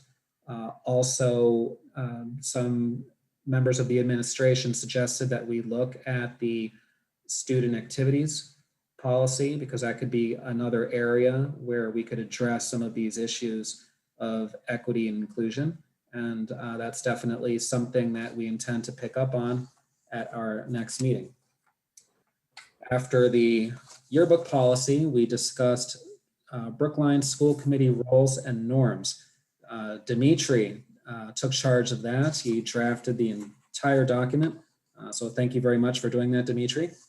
And the subcommittee voted unanimously as well to advance that for the full committee's review. We seem very happy with the norms that this document lays out. It was modeled in part after the Sudbury School Committee roles and norms. From there, we had a discussion with the CPAC co-chairs regarding policy implications for special education in particular, and what we can do on a policy level to better serve the special education community. And three sort of subtopics that were raised during that conversation were including paraprofessionals at IEP meetings. Apparently that's not always the case, and paraprofessionals are sometimes the educators who know the student the best. And so being able to have the paraprofessional present for the IEP meeting is really critical for ensuring that the correct services are provided to the student. So there was some discussion around that. Another category was providing emergency addendums to IEP plans and 504s. Sometimes there's a temporary situation that may arise for a student on an IEP or a 504, and currently we don't necessarily have a clear process for how we address that in writing, and also obviously importantly in practice by implementing whatever it is we would need to provide for that student during that temporary situation, whether it's recovering from a surgery or some emotional needs brought about by a traumatic event. There are a lot of different situations that come up where you need additional accommodations for a shorter period of time. Also, we discussed how we would want to do something similar for any of our students, general education students as well, have situations where they might temporarily be suffering from a disability of some kind and they need extra services put in place. And there's not currently a mechanism by which we would formally do that. So that's another area that we'll be taking up at some point relatively soon. And then the third category was making sure that we provide support to students in the school life outside of the classroom. So federal law does make clear that we're supposed to provide support to special education students, not just within the classroom, but also for after school activities, for extracurricular activities, whether it's participating in the school play, in sports, in an art activity. And many parents have indicated that this does not happen on a consistent basis. So it's something that we can improve upon There may be something we can do at a policy level, but it sounds like it's also about individual cases and decisions that get made on a school-to-school level. CPAC has a meeting tomorrow morning where I believe they're going to be discussing a survey that they sent out to the special education community. I recommend that those who are interested, and I'm sure many are, attend that meeting and review the survey results, because that'll definitely be very informative on some of these issues and what it is that we can be doing to better serve our special education population. So that was basically our meeting on Monday. There were a lot of topics that were covered. We're doing a lot of work, and our next meeting is scheduled for December 14th. Thank you, David, very much. Helen. So I just wanted to explain to people the canceled capital subcommittee meeting that we were supposed to have on Tuesday. Two of the main presenters were out ill, and so we couldn't, it didn't make sense to continue forward with it. We will be rescheduling it. I'm thinking right now to reschedule a week before the regular Tuesday meeting, the first Tuesday of December, but I have to check that out with the committee, so to be TBD. Just to update people, I can't remember if I told you that the design firms have submitted for the Pierce School. The meeting will be on December 1st with the MSBA to shortlist firms that will then present to us 3 to 4 firms. We have a really stellar, I think, group of architectural firms that have applied to be the architect for the Pierce School, with some very interesting, I think everybody on the committee got the actual submissions, and they're very interesting to look at if you get a chance. If you want to sort of short circuit some of it, look at the letter they wrote and their proposals for what they might do if you're going to read the things, because there's a lot in the middle that isn't as important for us as school committee members. In terms of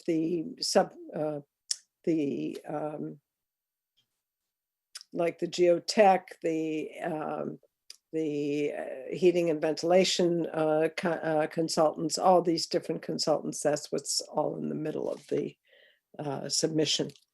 One of the things we talked about, Susan, about having a Driscoll School presentation to the full school committee. You know, just as you said, Suzanne, how wonderful it was to look at the high school coming to fruition.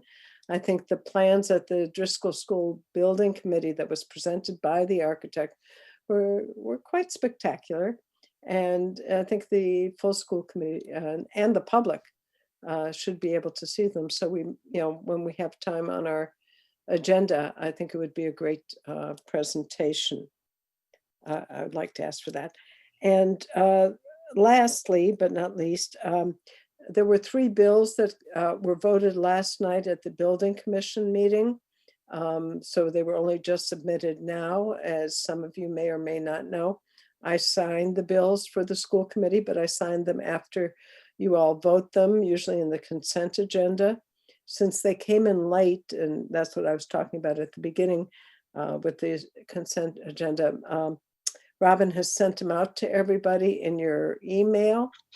If you feel comfortable, I think we should vote them, especially since it'll be 3 weeks till we meet again, unless we set up a special meeting to just vote these contracts or piggyback on curriculum to vote it. So I don't know what the will of the committee is about them.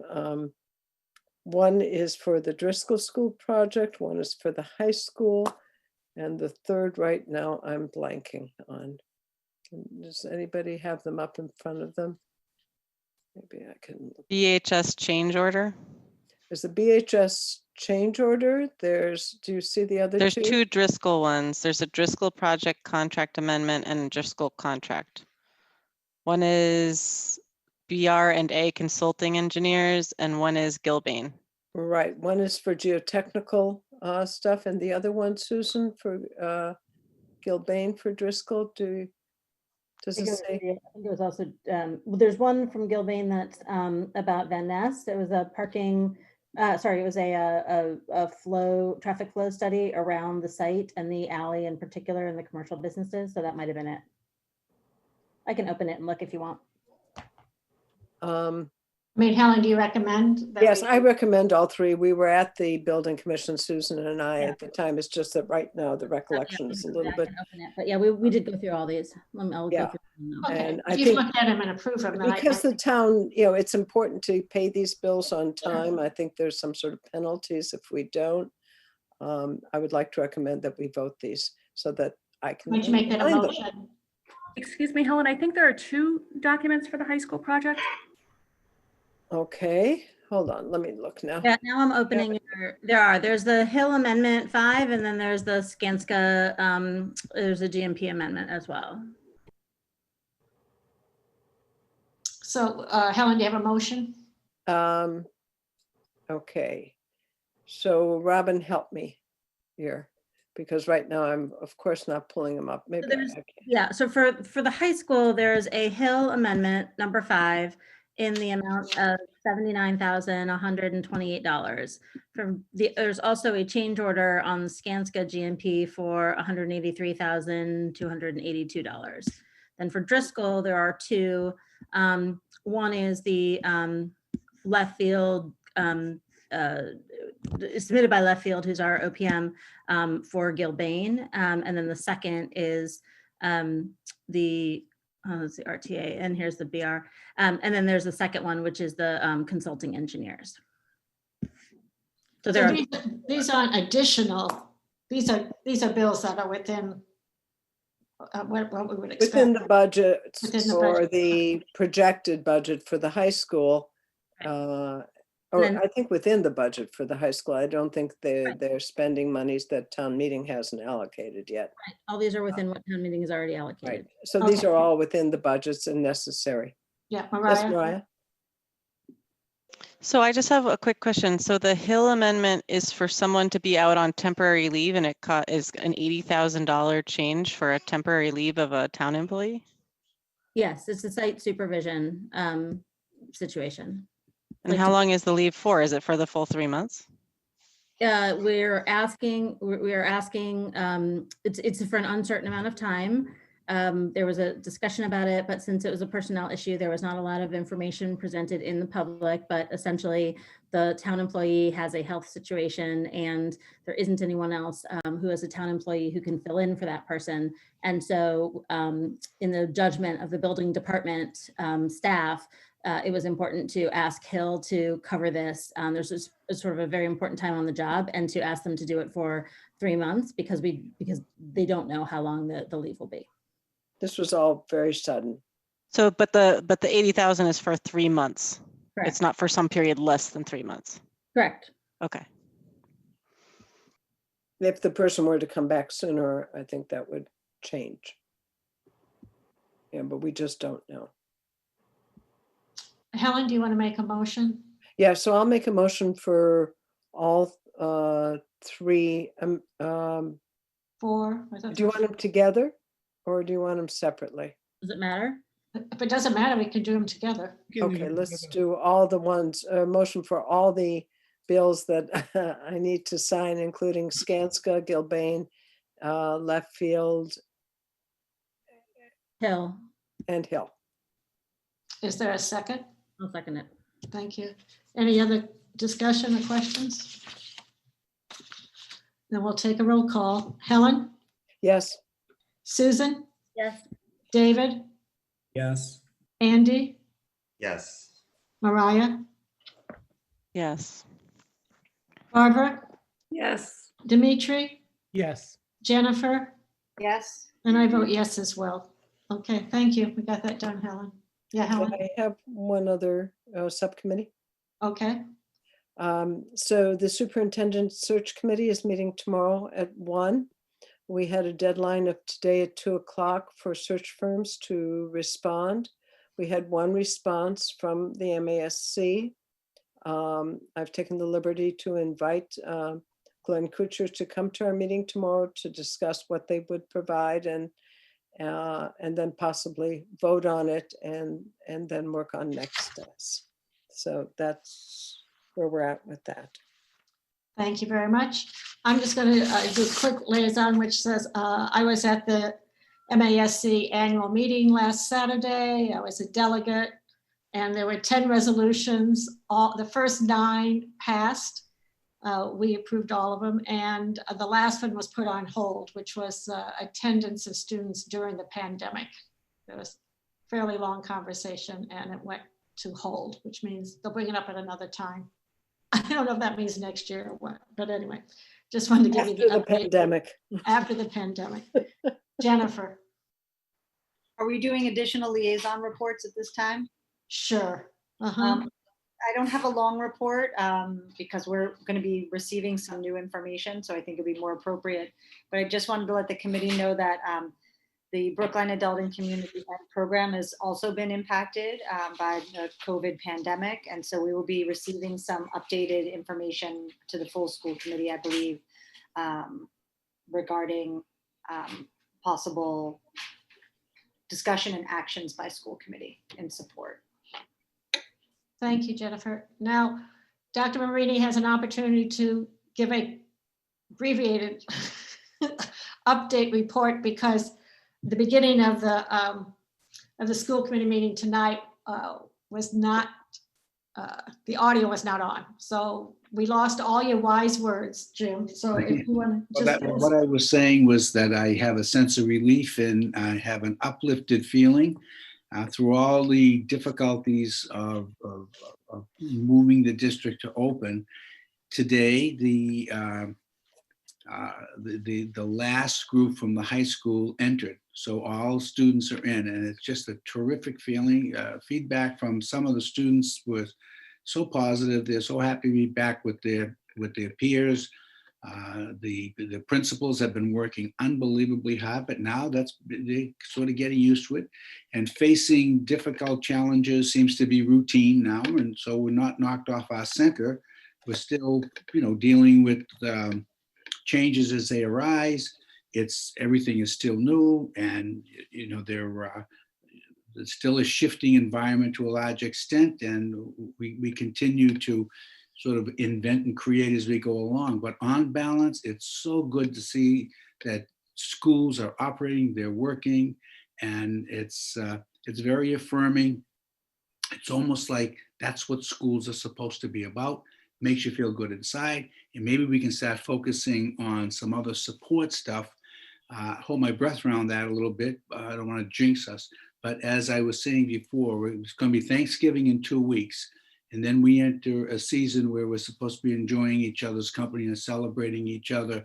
So I'm really looking forward to that. I like to think that we've turned a corner to a place where things are really coming together a little bit and feels really, really good. The future is going to be the future. Right now, schools in sessions, all right with the world.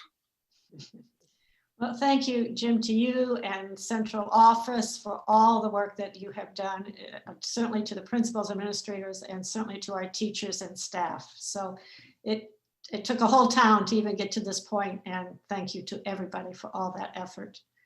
And to the school committee members for all the work we've been putting in as well. Yeah. Don't forget us. Okay, I am going to, Helen? Just one quick question.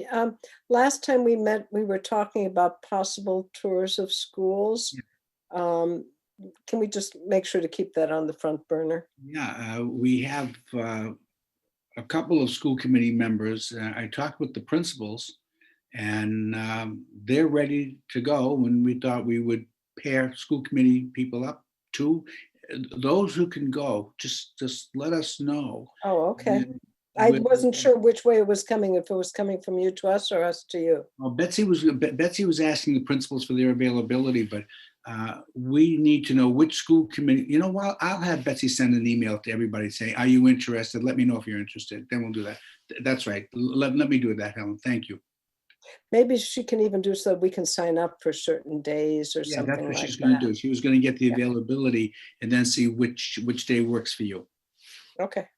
And you Great. can bring your little grandson. He'd be terrific. Okay. Jennifer?